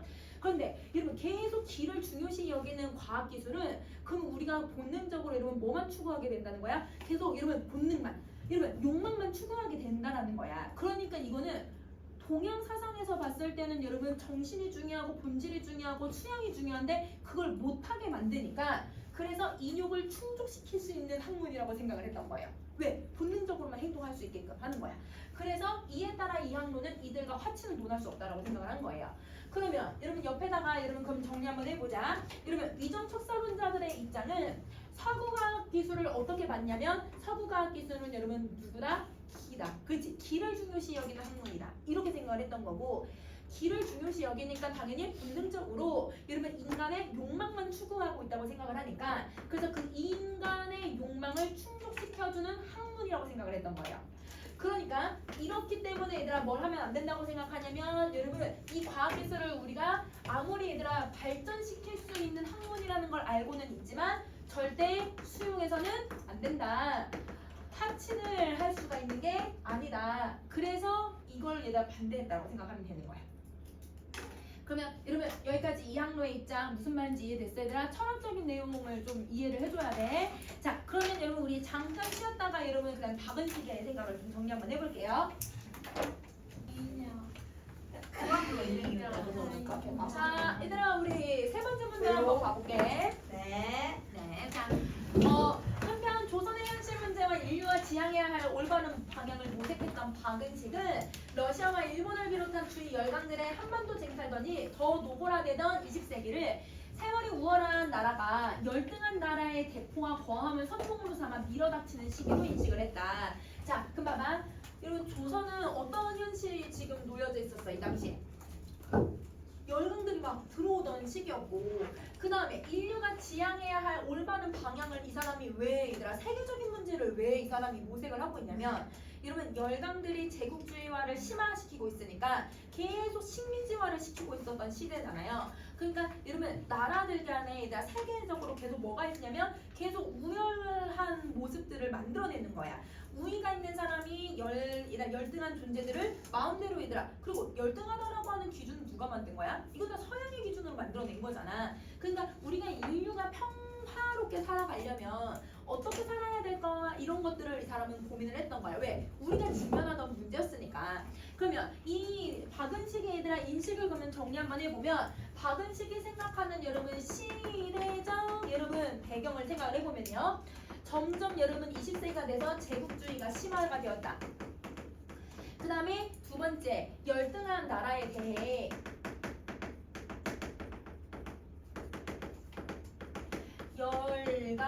열강들의 무력화. 이런 무력화라는 건 힘으로 밀고 들어오는 거. 그래서 여기 대포와 거함을 가지고서 사람들이 힘으로 들어오기 시작을 했다고 했잖아요. 이게 여러분 당시의 시대적 배경이라고 생각하시면 돼요. 자, 그래서 이로 인해서 세력이 열세한 나라는, 그럼 여러분 이 세력이 열세한 나라가 누구도 포함되는 거야? 박은씨 생각하는 조선의 모습이죠. 그래서 여러분 이 조선도 자신의 나라를 식민지로 바칠 수밖에 없다고 인식을 해서 과학기술의 중요성을 제기를 하고 청년이라면 마땅히 과학기술에 힘을 써야 된다고 생각을 했다. 그러면 여러분 우리가 이 이항로랑은 다르게 과학을 배워야 된다고 생각을 했던 거야. 왜냐면 여러분 이미 1문단에 나왔어요, 얘들아. 과학기술이나 산업혁명을 이뤄내니까 여러분 이 서구에 있는 나라들이 어떻게 됐어요, 얘들아? 힘이 세진 열강이 됐거든요. 과학기술을 가지고 있으니까 힘센 나라가 되었잖아요. 그러니까 우리도 얘들 힘 있는 나라가 되려면 여러분 과학을 통해서 뭘 향상해야 된다고 생각하냐면 국력, 힘을 길러야 된다고 생각을 하는 거야. 그래서 과학기술이 중요하다는 걸 강조하는 거죠. 자, 이 박은식은 근대는 과학적 실용을 요구하는 시대로 물질 문명의 삶을 추동할 수 있는 시대라고 인식을 해요. 자, 그러면 여러분 이 근대라고 하는 시기는 어떤 시기라고 생각하냐면 과학기술을 활용해서 여러분 문명을 이룩해내는 시대라고 생각을 하는 거야. 그래서 여러분 과학기술을 통해 이룩한 문명의 시대다. 그래서 이 문명의 시대에 따라가기 위해서는 그 흐름을 여러분 따라가기 위해서는 우리가 뭘 배워야 된다? 과학기술을 배워야 된다. 이렇게 생각을 하는 거야. 자, 다음 부분 갈게. 자, 이게 핵심이 되었기 때문에 과학기술이 학문의 중심에 있어야 하며 과학기술에 대한 연구가 가장 시급한 공부임을 여러분 인정을 했다. 그는 과학기술을 풍요와 발전의 원천으로 이해를 했고, 이러면 아까 얘들아 얘기 나왔지? 과학기술은 여러분 힘과 풍요의 얘들아 원천이래. 뭘 키울 수 있으니까 그래 얘들아 힘을 키울 수 있다고 생각을 하는 거죠. 문명 진화의 핵심이 과학기술의 진화에서 단적으로 드러난다고 보았다. 그래서 여러분 문명 진화, 문명이 발달하는 건 과학기술이 없으면 안 된다고 생각을 했었던 거야. 그러니까 그 당시 핵심을 완전 꿰뚫고 있었던 사람이었던 거지. 그래서 이게 박은식의 인식이어서 되게 중요한 부분이에요, 여러분. 자, 따라서 객관적 사물에 대한 초경험적이고 추상적인 연구보다는, 그럼 여러분 보세요. 성리학 같은 경우는 여러분 인간이라고 하는 객관적인 존재, 토시라고 하는 존재, 사물, 우주 이런 것들을 어떻게 바라보고 있냐면 경험해보지 않은 것들로 설명을 해요. 그리고 추상적인 개념으로 설명하죠. 얘들 이는 여러분 본질 눈에 보여 안 보여? 눈에 안 보이는 것들이잖아. 본질은 추상적이고 얘들아 구체적이지 않고 그 다음에 여러분 내가 경험할 수 없는 것들이에요. 여러분 이 세계에서 지금 본질을 본 사람은 아무도 없단 말이야, 얘들아. 그치? 그러니까 그런 것들을 중요시 여겨서 보는 것은 성리학적인 관점이고, 여기서 성리학이라고 했지만 주자학이라고 나와서 여러분 선생님 주자학이라고 그냥 써버릴게, 얘들아. 성리학 안에 있는 주자학을 얘기할게. 주자학의 관점에서는 여러분 이런 연구보다는 경험을 직접 해보고 증거를 찾고 실증을 해보고 이런 진리 탐구의 방법으로 우리는 감각작용과 실험 실습의 중요성을 강조했던 거예요. 그러면 경험을 중요시 여기고 실증을 중요시 여기는 게 얘들아 누구의 관점이냐면 과학의 관점이죠. 그러니까 여러분 박은식은 주자학의 관점보다는 과학의 관점을 가지고서 우리가 진리를 연구해야 되지 않을까? 이렇게 생각을 한 거야. 그러면 이게 바로 박은식이 생각하는 진리 탐구의 방법이죠. 진리 탐구의 방법이야. 자, 그러면 네 번째 문단 한번 볼게. 그러면서도 박은식은 과학기술이 제국주의의 침략과 직결된다는 점을 분명하게 인식을 했어. 자, 왜 얘들아 이 과학이 제국주의랑 연결되고 있는지 한번 생각을 해보자. 과학기술이 발달하니까 여러분 서양의 국력이 어떻게 됐어요? 엄청 세졌죠. 서양의 얘들아 막 커다란 얘들아 다른 나라에서는 막 나무로 얘들아 배 만드는데 얘는 막 철로 막 배 만들고 난리가 난 거야. 그러면 국력이 얘들아 세지니까 당연히 그 열강들이 주변국들이나 아니면 약소국들을 좀 침략하기 시작을 했던 거야. 왜? 자기네가 힘이 있으니까 쟤네들에 있는 자원들 우리가 빼앗아도 되겠다 이렇게 생각을 하는 거잖아. 그러니까 여러분 이런 여러분 모습이 많아졌기 때문에 이게 제국주의랑 연결된다고 생각을 했었던 거야. 그래서 여러분 이걸 인식했기 때문에 맹목적인 서구화는 주체성을 잃어버리는 위험을 초래할 수 있다고 생각을 했던 거예요. 그러니까 여러분 여기서 맹목적인 서구화가 뭐예요? 과학이면 좋아. 서양의 과학이면 무조건 따라야 돼. 이런 태도는 지양을 해야 된다는 거야. 과학은 배우되 서양의 것을 무조건 추구해서는 안 된다고 생각을 했던 거죠. 그래서 여러분 어떤 서구의 모습이냐면 무조건적인 서구의 미안해. 무조건으로 서구의 문명을 받아들이는 태도를 지향해야 된다. 여러분 경계해야 된다. 이렇게 받아들여주면 돼.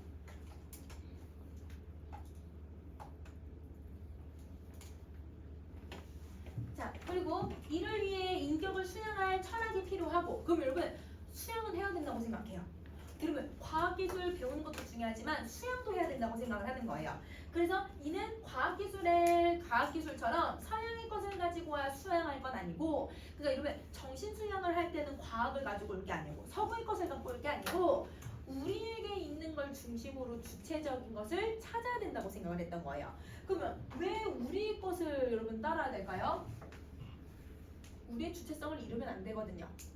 우리의 주체성을 얘들아 고수하기 위해서는 서양의 것까지 얘들아 가지고 와서 우리 정신을 여러분 수양할 필요는 없다고 생각을 했었던 거야. 자, 그럼 여러분 선생님 위로 올릴게.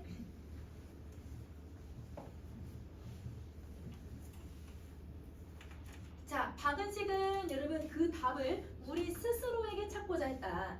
그가 선택한 건 주작이 아니라 양명학이었던 거예요. 그래서 이 양명학을 여러분, 그러니까 성리학 안에도 여러 가지의 학문들이 있거든요, 여러분.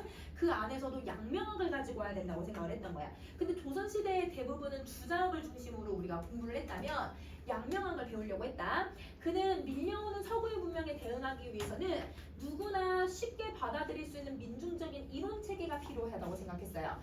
왜냐면 여러분 주작은 너무 어렵거든요. 그러니까 여러분 누구만 공부해도 되냐면 신분사회가 있었을 때는 여러분 돈 많고 얘들아 이 권력을 갖고 있는 양반들만 공부해도 돼요.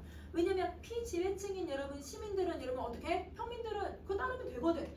그런데 지금은 시대가 바뀌어서 여러분 우리가 얘들아 신분제도도 사라지고 평등한 시대가 되어가고 있으니까 우리는 누구나 얘들아 정신 수양을 할 수 있는 쉬운 여러분 성리학을 배워야 된다고 생각을 했던 거야. 그걸 양명학이라고 주장을 했고, 그 주장은 사람들이 쉽게 받아들이고 행동할 수 있는 간이직절을 결여했다고 비판을 하면서, 그러면 여러분 간이직절이라는 말에 별별 뜻이 없지만 여러분 해석할 수 있을 것 같아. 간이라는 게 뭐예요? 간이 화장실, 간이 휴게소.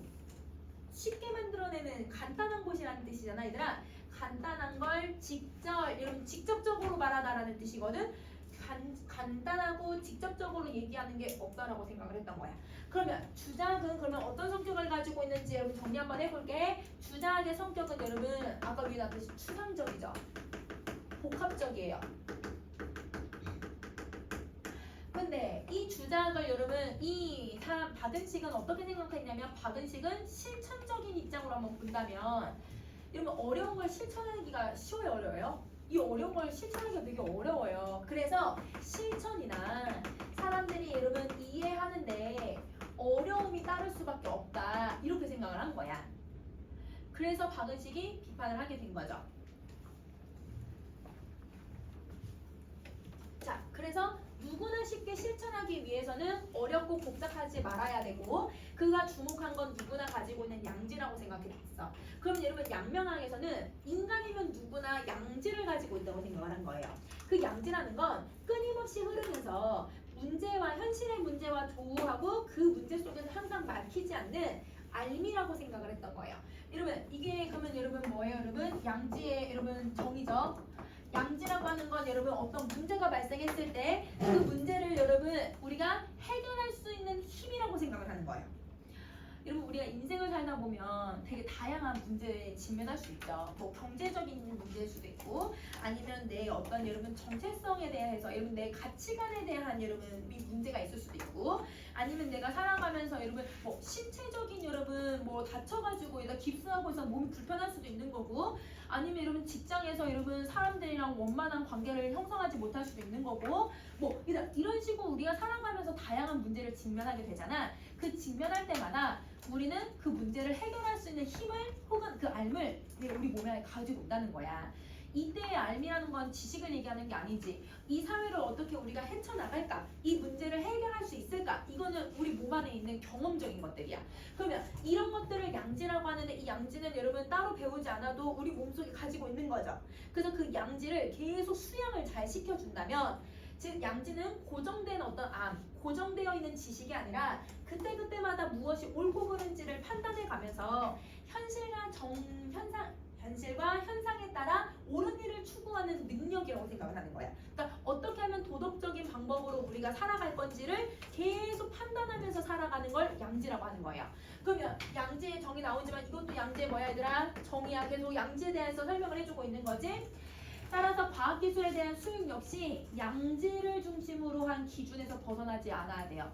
왜냐면 여러분 양지를 벗어났다는 건 옳지 않았다는 거거든요. 그러면 계속 옳은 거를 추구해야 되니까 과학기술을 수용할 때도 과학에서도 우리가 옳은 것만 추구를 하자. 여러분 예를 들면 뭐 이건 입장이 다를 수도 있겠지만 만약에 선생님의 입장에서는 여러분 막 대포를 발달시키고 여러분 막 얘들아 원자폭탄 만들어내고 근데 여러분 그 폭탄 만들어서 국력을 키울 수는 있겠다라고 하는 장점은 있겠지만 계속 갈등이 얘들아 그 시발점이 되잖아요. 그러니까 그 원자폭탄 같은 거를 만들었을 때 그걸로 얘들아 피해본 사람들이 만약에 있다고 한다면 그 과학이 과연 옳은 걸까? 이런 고민할 수도 있는 거잖아. 그러니까 그런 고민들을 계속 하면서 살아가자는 거야. 과학을 수용할 때 이거는 옳은 걸까? 이 과학을 받아들였을 때 사람들한테 도움이 되는 걸까? 이 과학기술 혹은 내가 다른 어떤 문제를 받아들였을 때 이게 문제가 되진 않을까? 이런 걸 고민하는 걸 양지라고 하는 거야. 이 양지를 계속 가지고 있으면 여러분 과학기술을 여러분 뭐 할 수 있어 얘들아? 우리는 주체성을 가지면서도 이걸 잃지 않고 계속 과학을 수용할 수 있다는 거예요. 과학을 가지고서 다른 사람들을 여러분 제국주의를 하지 않을 수 있다고 생각을 했던 거죠. 자, 그러면 여러분 옆에 정리 한번 해보자 얘들아. 아니 이건 나중에 맨 마지막에 정리할게. 자, 그럼 마지막 문답 할게요. 여러분 이 박은식은 양지를 실현하면 여러분 누가 될 수 있다고 생각하냐면 이걸 수양하면 여러분 대인이 될 수 있다고 생각을 해. 그러면 여러분 대인이 된다라고 하는 건 양지를 통해서 도달하고자 하는 목표점이야. 그치? 지향점이라고 해도 되고 자 이렇게 되면 자신의 마음과 모든 삶을 타자를 하나로 여기는 만물일체의 단계로 이행할 수 있다라고 생각을 한 거예요. 그러면 여러분 계속 보세요. 이게 옳은가 그른가 도덕적인가 아닌가를 계속 생각하면서 살아가잖아. 그러니까 여러분 이렇게 해보면 아까 제국주의는 여러분 타인을 배려하는 여러분 사상이에요. 여러분 그 열강들이 얘들아 악소국들을 얘가 배려하는 사상이 아니잖아요. 자기중심적인 생각이잖아요. 그러니까 그런 생각을 안 가질 수 있다고 생각을 했던 거야.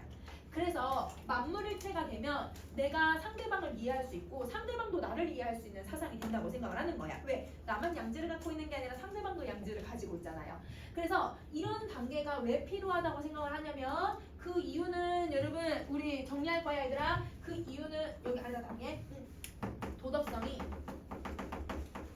개인 자신뿐만 아니라 여러분 누구에게도 영향을 미치기 때문이에요. 타인에게도 영향을 미치기 때문이야.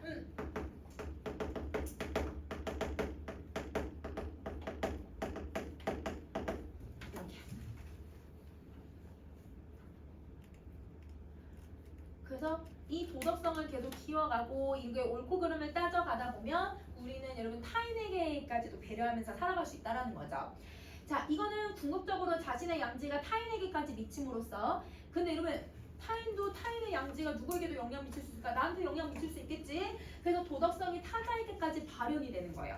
그러면 내가 양지를 얘들아 사용해서 대인이 돼가지고 여러분 만물일체 사상을 가지고서 여러분 타인을 대하면 그 타인에게도 도덕성이 가겠죠. 근데 그 사람도 다시 또 얘들아 그걸 시켜와서 다른 사람에게 도덕성을 보여주고 그 사람도 다른 사람에게 또 다른 사람들에게 계속 이러면 여러분 어떤 사회가 돼? 도덕적인 사회가 되는 거야. 그러니까 그래서 이를 바탕으로 국가나 민족 모두 인류 전체를 아우를 수 있는 대동사회를 실현할 수 있다고 생각을 했던 거예요. 우리가 양지를 잘 수용하면 계속 옆에 사람들한테 영향을 주잖아요. 긍정적인 영향을. 그러다 보면 대동사회, 우리가 모두 다 하나가 되는 사회를 만들 수 있지 않을까? 하나가 된 사회면 그럼 남을 얘들아 침략하고 남을 괴롭히고 전쟁하고 이런 거 당연히 안 만들어지겠지. 그걸 목표로 했었던 거야. 그래서 양명항을 중심으로 당대의 문제를 해결하려고 했던 시도라고 볼 수 있는 거죠. 그럼 이게 박은식의 의의인데 이러면 당대의 문제가 뭐예요, 여러분? 서양에서 서양의 제국주의 사상들이잖아. 그러면 그 제국주의 사상들을 여러분 해결할 수 있지 않을까 이렇게 보는 거야. 여러분 되게 막연한 이야기처럼 보이지만 그래도 그 근본적인 여러분 그 문제가 무엇인지를 정말 캐치를 잘해서 그거에 대한 해결점을 제시한 사람이라고 생각해 주시면 돼요. 그러면 여러분 박은식이 얘들아 어떻게 문제를 의식하고 해결했는지 해결 방안을 제시했는지 우리 한번 정리 한번 해보자. 자, 세력이 우월한 나라가 여러분 열등한 나라를 침략을 하는 게 문제인 거예요. 그래서 서구의 얘들아 뭘 가지고서 과학기술을 수용해서 이를 통해 힘을 기르는 게 중요하다고 생각을 했고 이거는 여러분 대내적인 문제인 거지 우리나라의 국력을 키우는 거는 그리고 우리나라의 여러분 그 과정에서는 뭘 이루면 안 돼? 주체성을 이루면 안 돼. 그 주체성을 지키기 위해서는 여러분 누가 필요하대? 양명하게 양지가 필요하대. 그러면 이 양지를 바탕으로 과학기술을 수용하는 태도를 가지게 되다 보면 대동사회를 이루려고 노력하게 되고 만물일치 사상을 가지게 되다 보니까 그러면 인류사회를 아우를 수 있는 여러분 뭘 만들 수 있다? 대동사회를 만들 수 있다. 그래서 평등한 사회를 만들 수 있다라고 주장을 하고 있다. 이렇게 생각해 주시면 돼요. 자, 그럼 여러분 여기까지 정리하셨으면 2장을 또 갈게요. 그 다음 페이지.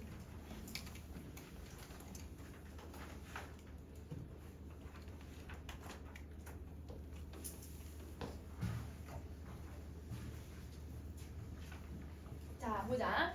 자본주의 경제에서 재화나 서비스의 가격은 시장의 수요와 공급에 따라 결정이 된다. 우리가 경제지문 할 때마다 꼭 나오는 거지. 가격은 무조건 수요와 공급 곡선에서 만들어진다. 자, 그러면 이거는 어떻게 형성되는 원리냐면 가격이 형성되는 원리잖아요. 근데 이 가격이 형성되는 원리는 이러면 자본시장에서 이러면 그냥 내버려두면 자연스럽게 가격이 형성이 되는 거예요. 이거는 인위적으로 누가 얘들아 조절하고 있는 게 아니죠. 그러면 이거는 자연스럽게 현상이 만들어지는 거야. 자연스럽게 형성되고 있다.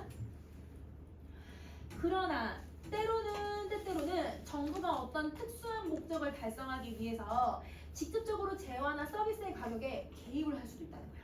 그러면 이런 원래 가격은 자연스럽게 형성되는 건데 정부가 이들은 직접적으로 개입을 한다는 건 여러분 이 가격에 인위적인 어떤 여러분 힘을 가하고 있다는 거네.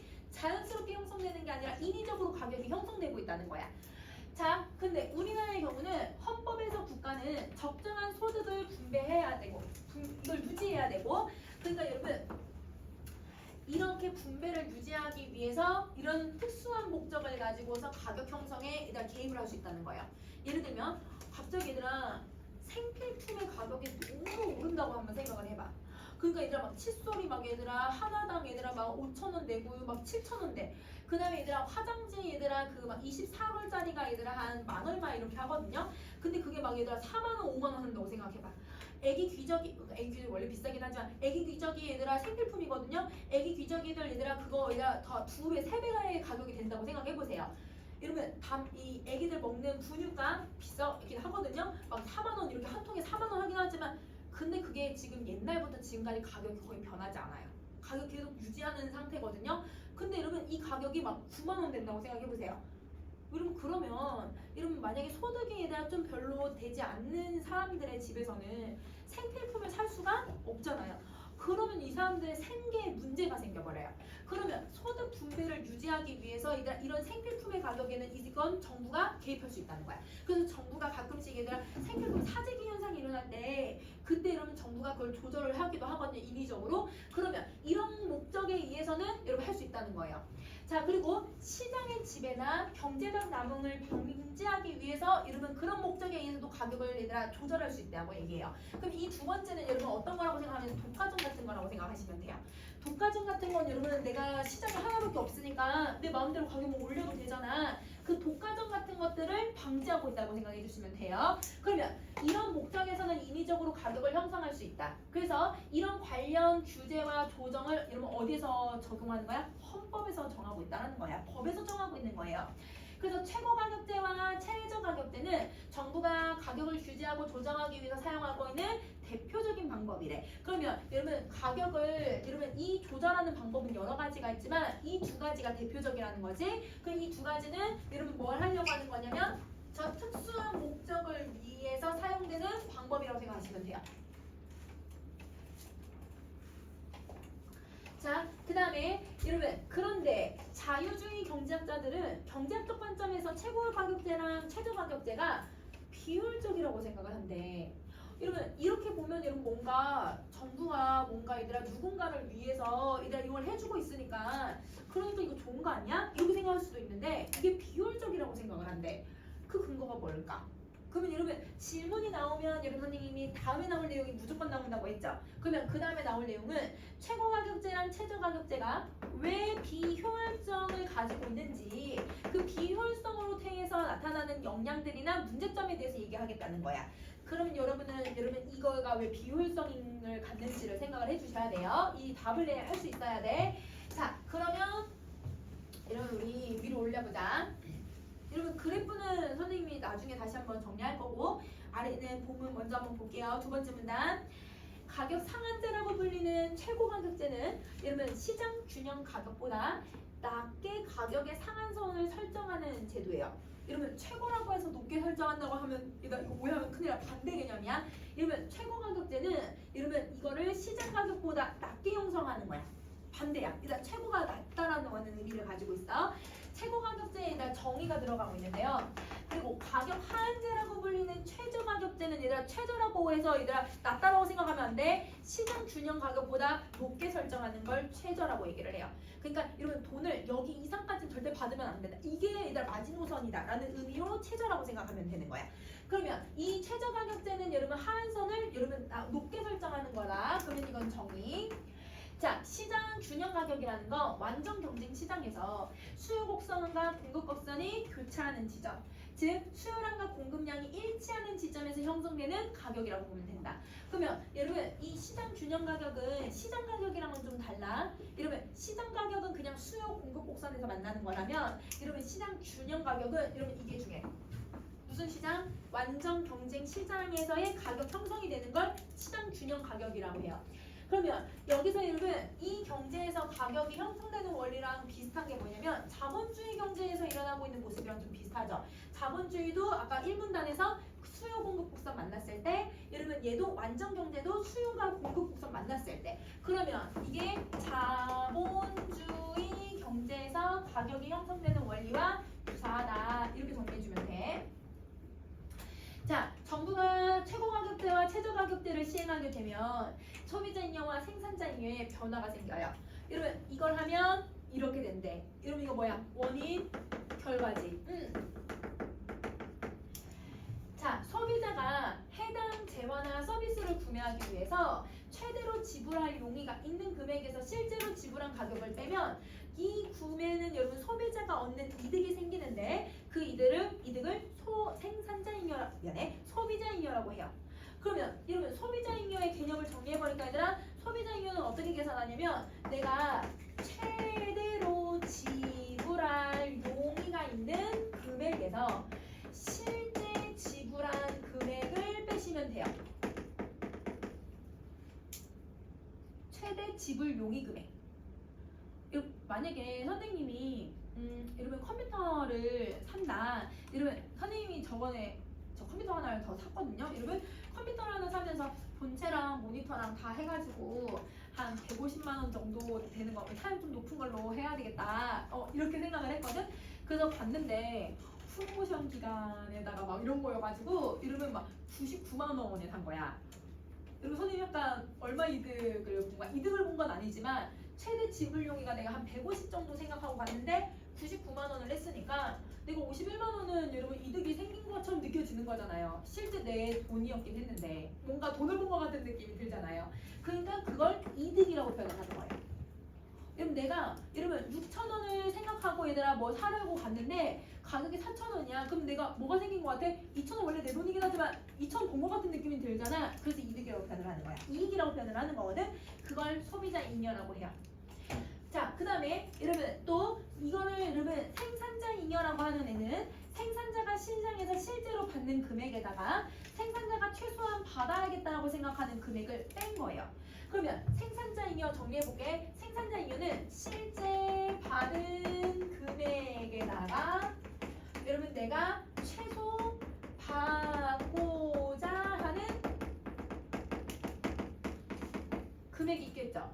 여러분 물건을 파는 사람의 입장에서는 자재값이나 여러분 이렇게 부수적으로 들어가는 돈들이 좀 있잖아요. 그러니까 여러분 이게 얘들아 내가 진짜 마진을 그래도 남기려면 이 정도는 무조건 받아야겠다라고 하는 최소 금액이 있을 거야. 그러니까 물건을 얘들아 내가 만들고 자재를 사고 얘들아 내가 한 9,000원 정도를 만약에 들었다고 한다면 그러면 내가 최소 받으려고 하는 돈이 그럼 한 10,000원 정도는 된다. 근데 내가 받은 돈이 15,000원이야. 그럼 15,000원에서 얘들아 내가 최소 받고자 하는 돈이 10,000원이라고 하면 5,000원을 이 사람한테 돈이 벌었다고 생각을 하는 거죠. 그러면 그게 생산자 잉여. 그럼 이 사람이 순이익이라고 생각을 하면 되는 거야. 이거는 왜 얘들아 이익이라고 얘기하는지 바로 알겠지. 이것도 이득이고 이익이라고 생각하면 돼요. 소비자 잉여나 생산자 잉여는 모두 다 이득이라고 생각을 해주면 돼. 자, 그래서 그러면 여러분 여기 소비자 잉여하고 생산자 잉여는 모두 다 얘들아 뭐가 들어간 거야? 다 정의가 들어가고 있는 거지?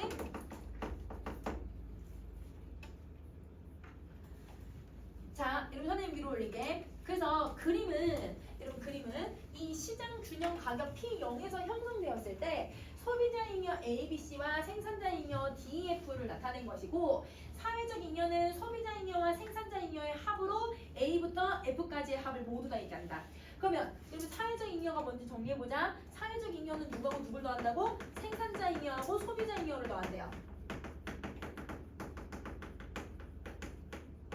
이렇게요. 생산자 잉여랑 소비자 잉여를 더해준다. 자, 여러분 여기까지 내용 봤으면 이제 그래프를 좀 볼 수 있을 것 같아. 여러분 그래프를 한번 봐보자. 자, 여러분 지금 이게 완전 경쟁 시장에서의 수요 공급 곡선이에요. 거기가 만나는 여러분 이 점이 바로 뭐가 돼야 되더라? 시장 균형 가격이 돼야 되는 거지.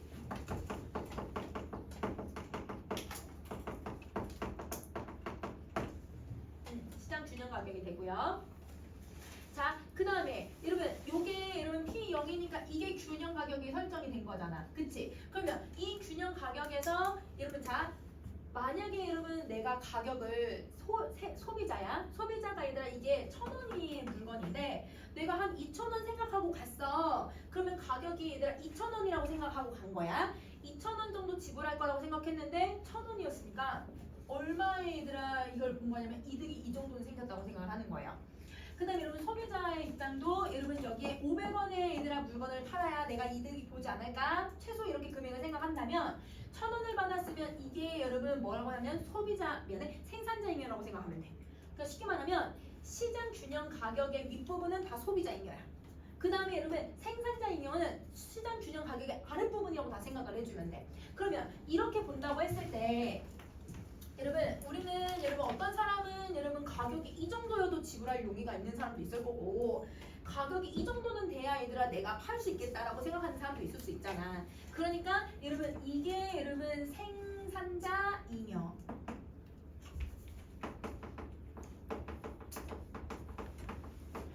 그 다음에 요게 여러분 소비자 잉여 이렇게요. 생산자 잉여 소비자 잉여요. 자, 그러면 여러분 이거는 그래프를 보면서 같이 정리할 거니까 본문 그대로 같이 아래에 가세요, 여러분. 자, 여러분 본문 아랫부분에다 밑에 세 번째 줄 한번 읽을 거야. 만일 최저 가격을 P1로 설정한다면 여러분 최저 가격은 여러분 시장 균형 가격보다 높게 설정해야 돼, 낮게 설정해야 돼. 반대 개념이야. 최저라고 속지 말고 높게. 그렇지. 여기가 여러분 최저 가격이에요. 그러면 여러분 P2가 그러면 여러분 무슨 가격이어야 돼? 최고 가격이 돼야 돼. 낮게 설정할 거니까. 그러면 이렇게 생각하면 돼요. 여러분 최저 가격에 대해서 가격이 이들 이만큼 올라버렸어. 여러분 가격을 이 정도로 상한을 시키면 가격이 이렇게 되죠. 이렇게 되면 뭐에 변화가 생기냐면 여러분 생산량이 줄어요. 여러분 생산량이 왜 줄지 한번 생각해봐. 여러분 소비자들이 비싸져서 사요 안 사요? 안 사요. 생산자들이 얘들아 물건 사는 양이 너무 줄어드는 거야. 생산자들이 사는 양이 생산자가 아니지 소비자 미안해요. 여러분 소비자가 사는 양이 줄어드니까 사는 양이 줄으니까 생산자들도 양을 어떻게 해요? 줄일 수밖에 없어요. 그래서 공급량이 줄어드는 거예요. 자, 근데 반대로 최고 가격이면 여러분 가격이 이렇게 떨어졌어. 그럼 가격이 떨어지면 여러분 수요를 하려고 하는 사람은 당연히 많겠지. 살려고 하는 사람들은 많겠지만 공급자의 입장에서는 여러분 당연히 어때 얘들아? 생산자 입장에서는 여러분 이거 너무 손해야. 그러니까 여러분 어떻게 해요? 양을 줄여버려요. 이렇게 형성이 되는 거예요. 그러면 아까 여러분 가격이 형성되는 윗부분이 얘들아 소비자 잉여고 아랫부분이 생산자 잉여라고 했잖아. 그러면 여기에서 가격이 이렇게 형성이 됐으니까 여러분 이 윗부분이 그럼 뭐가 된 거야? 변화된 소비자 잉여가 되는 거고 아랫부분이 얘들아 뭐가 된다고? 생산자 잉여가 되는데 여러분 생산량이 어떻게 줄었어? 이렇게 줄어들었잖아. 그러면 이 아랫 뭐가 되냐면 이게 생산자 잉여가 돼요. 그러면 여러분 여기 생산량이 변한 것까지도 포함을 시켜줘야 되더라. 그러면 이게 여러분 이 생산자 잉여, 여기가 소비자 잉여예요. 그러면 처음보다 얘들아 시장 균형 가격일 때보다 최저 가격일 때 여러분 이 소비자 잉여하고 생산자 잉여를 합치면 무슨 잉여라고 하지 얘들아? 사회적 잉여라고 하잖아. 사회적 잉여가 얘들아 요렇게였는데 어떻게 됐어? A, B, E, D, F 이렇게 돼버렸어. 잉여가 이만큼 줄어들었네요 여러분. 이걸 자중손실이라고 할 거예요. 자중손실이라고 해요. 여러분 여기 얘들 그래프까지 정리했죠? 그러면 이제 선생님이 본문에다 이제 정리해 줄게요. 본문에 있는 내용을 그냥 선생님이 설명을 해버렸어. 자 그러면 여러분 본문을 한번 보자. 자 여러분 다시 만일 최저 가격을 P로 설정한다면 이라고 했어요. 그러면 여러분 생산량이 Q1로 줄어드는 거예요. 그러면 이때 여러분 누구보다 여러분 높게 설정할 거냐면 시장 균형 가격보다 가격을 높게 설정하는 방식이고, 자 그러면 여러분 이때 소비자 잉여는 아까 A가 됐었지. 그리고 여러분 생산자 잉여는 BDF가 됐었기 때문에 그래서 소비자 잉여랑 생산자 잉여를 합친 여러분 이 말이 막 보인다. 이거 합친 사회적 잉여는 A, B, D, F가 된다. 그래서 여러분 뒤장 넘길게 얘들아. 그래서 시장 균형 가격일 때보다 사회적 잉여의 손실이 발생하게 되는데 이때 손실을 아까 얘기했듯이 자중손실이라고 해요. 그러면 자중손실이라고 하는 건 재화나 서비스 시장의 균형이 최적이 아닐 때, 그러면 여러분 서비스나 재화의 시장의 균형이 최적이 아니라는 건 여러분 시장 균형 가격이 아닐 때 여러분 발생하는 손실을 말하는 거다. 그러면 여러분 이 자중손실에 정의가 들어가 있지? 근데 여러분 아까 그래프에서 여러분 어떤 애가 그럼 자중손실이 되냐면 C에다가 2를 더한 거. 그래서 C하고 2를 더한 그 값이 그 삼각형이 바로 자중손실이 된다고 생각해 주시면 돼요. 그러면 자유주의 경제학자들이 얘들아 왜 최고 가격대랑 얘들아 최저 가격대가 비효율적이라고 했겠는지 알 수 있겠다. 무조건 여러분 얘를 시행하면 사회적 잉여가 손실을 보기 때문이야.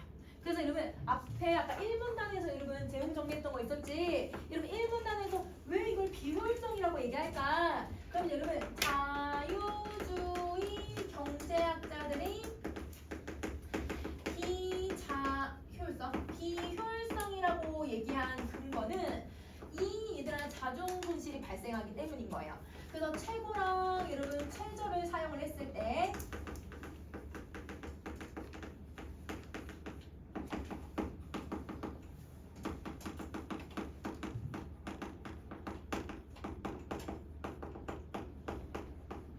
무조건 여러분 이게 손실을 보기 때문이에요.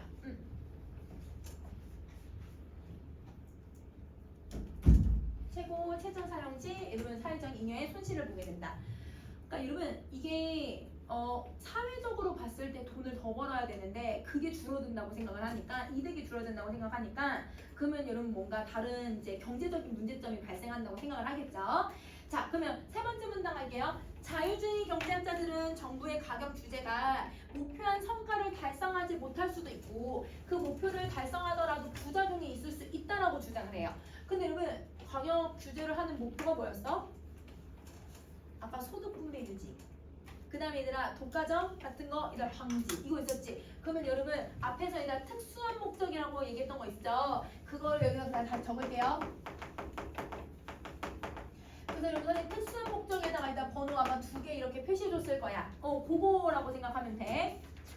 그래서 여러분 우리 11쪽에 있는 네 번째 줄이에요. 여러분 적정한 소득 분배 유지, 시장 지배와 경제력 남용을 방지하는 것. 네 번째 줄에 있는 거라고 생각하면 돼. 1분당 네 번째 줄. 자 이거 얘들아 도달할 수도 있고 도달 못할 수도 있어. 근데 여러분 부작용이라고 하면 무슨 부작용이야? 이거지. 여러분 자중손실이 만들어진다라고 하는 거. 그래서 이걸 비판하면서 금융시장의 이자율의 규제도 문제점으로 지적을 하게 되었다. 자, 자유로운 시장에 여러분 힘에 맡긴다면 시장이 균형을 이루는 지점. 여러분, 이자율도 시장이 균형이 이루는 지점에서 이자율이 형성되는 것 같아요. 그럼 여러분 시장이 내버려 두면 이자가 그냥 올라갈 때는 올라가고 내려갈 때는 또 내려가거든요. 그냥 이자율도 여러분 저절로 여러분 이제 이렇게 유지가 돼요. 그러니까 높아질 수도 있고 낮아질 수도 있지만 유지가 되는데 근데 이 형성되고 그에 따라 자금 수급이 적정하게 이루어지는 게 그냥 균형적인 시장의 모습이죠. 그런데 정부가 최고 가격제를 통해서 이자율을 시장 균형 이자율보다 낮은 수준으로 규제를 해버린다면 이러면 최고 가격제를 썼으니까 이자율이 시장 균형 이자율보다 높게 설정하는 거야, 낮게 설정하는 거야? 낮게. 항상 반대 얘들아. 최고니까 낮게. 이자율을 낮게 이제 설정을 해버리면 대출 자금에 대한 초과 수요가 발생하고 자금의 풍기 현상이 일어나 버린대요. 자, 그럼 볼게요. 우선 여러분 위에 빈칸 한번 채워보자. 이러면 여기서 시장이 균형을 이루는 지점은 자금에 대한 수요와 자금에 대한 공급이 만나는 지점. 그 지점이 바로 뭐가 형성되는 지점이냐면 이자율이 형성되는 지점. 이거야. 자, 근데 여러분 이자율에 여러분 뭘 했냐면 여러분 최고 가격제를 시행을 했잖아. 그러니까 이자율에도 여러분 최고 가격제를 시행을 해버리니까 여러분 이런 문제점이 발생을 하는 거예요. 초과 수요, 그 다음에 자금의 풍기 현상. 여러분 이게 뭔지 여러분 우리 그래프를 보면서 한번 정리 한번 해보자. 여러분 다음 쪽에 그래프 하나 있어. 요걸 한번 보세요. 자, 여러분 지금 얘는 X축, Y축이 아까 앞에 있던 그래프랑 좀 달라요. 얘가 이제 Y축에는 이자율이 들어가 있고 그 다음에 X축에는 대출금, 즉 여러분 자금이 들어가 있다고 생각하시면 돼요. 이게 자금이야, 자금. 자, 그러면 여러분 사람들이 이자에 따라서 대출을 받는 정도가 다를 수 있다는 거야. 그럼 이자율에 따라서 은행이 공급할 수 있는 대출이 달라질 수 있다는 거예요. 자, 그러면 이게 얘들아 대출금을 원하는 사람들이 수요고 대출을 해주는 은행이 공급해주는 곡선에 영향하면 되는 거지. 이 둘이 만나는 이 지점, 이 0이 여러분 바로 뭐가 돼야 되는 거야? 여러분 이게 시장 균형 이자율이에요. 그래서 시장 균형 이자율이고요. 근데 여러분 그 이 0의 지점에서 있는 이 이자율이 R0이잖아. 이 이자율보다 이자율을 낮게 설정을 했어. 이자율을 낮게 설정하는 게 얘들아 무슨 가격제를 적용한 거라고? 최고 가격제를 적용한 거야.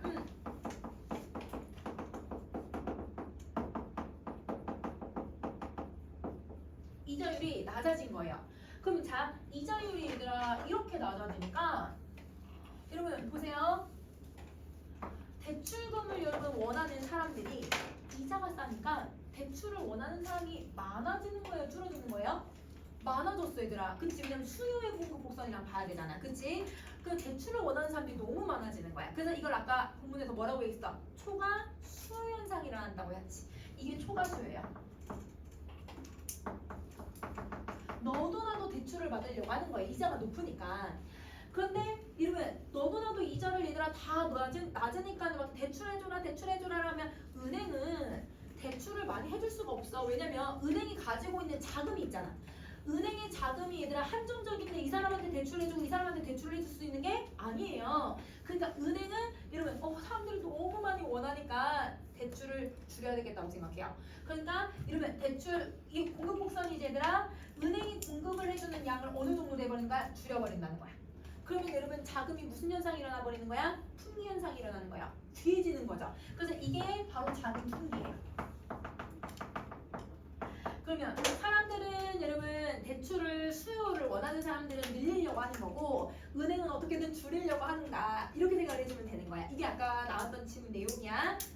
여기까지 이해됐어 얘들아? 그러면 다시 본문 가세요. 자, 여러분 이는 제도적으로 금융기관이 아니라 금융시장을 활성화하는 문제점이 발생해요.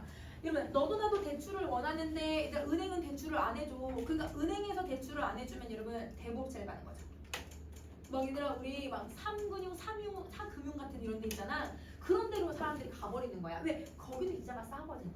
이자가 싸졌거든 얘들아. 그러니까 거기로 가는 거예요. 싸다고 해서 얘가 1금융보다 낮은 거는 아니지만 그래도 여러분 사규모이 커지는 시기가 돼버리는 거예요. 이게 그러면 이것도 문제예요 여러분. 자, 그래서 문제를 일으키게 되는데 또한 이자율 규제로 인해서 수익성이 하락한 시중은행은 여러분 자, 은행이 왜 수익성이 하락했을까? 그러면 이자율이 낮으면 사람들이 돈을 저금을 해야 돼요. 저금을 안 해서 그래요. 예금을 안 해서 그래요.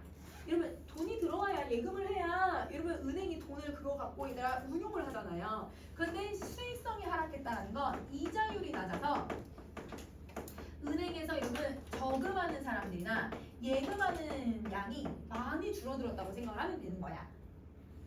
그래서 수익성을 높이기 위해 자금 조달 비용을 낮추려고 하는데 은행이 가게나 기업의 자금을 빌려주면서 그 빌려준 일부의 자금을 예금으로 예치하는 상품 같은 것들을 만들어요. 그러니까 이러면 그런 내가 빌려주는 돈의 일부를 저금하면 이자를 조금 더 줄게 막 이런 식으로 얘들아 그 금융 상품 같은 걸 더 만들어요. 그러면 여러분 사람들이 돈은 빌리고 싶으니까 돈은 빌리면 빌리되 이러면 일부를 예금을 하니까 여러분 은행의 입장에서는 여러분 돈이 얘들아 원래대로 그대로 있는 거네.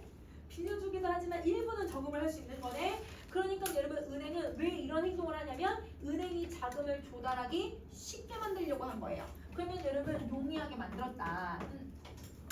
자, 이를 통해 은행은 규제 수준 이상으로 이자율을 설정한 것과 같은 효과를 얻게 되지만 여러분 규제 수준이 뭐야 얘들아? 규제를 뭘 했어? 정부가 최고 가격제를 했잖아. 그러면 여러분 정부가 최고 가격제를 했으니까 은행이 사실 손실을 봐야 되거든요. 근데 은행은 이런 상품들을 만들어니까 은행은 손실을 본다 안 본다? 안 봐. 은행은 손실을 보지 않지만 대출을 많이 받은 가게나 기업의 부담은 늘어날 수밖에 없어요. 그러니까 여러분 이 정부가 최고 가격제 이자의 최고 가격제를 사용을 하면 누가 부담이 된다? 가게랑 기업만 부담이 된다라는 거야. 그러면 이거는 문제점이네.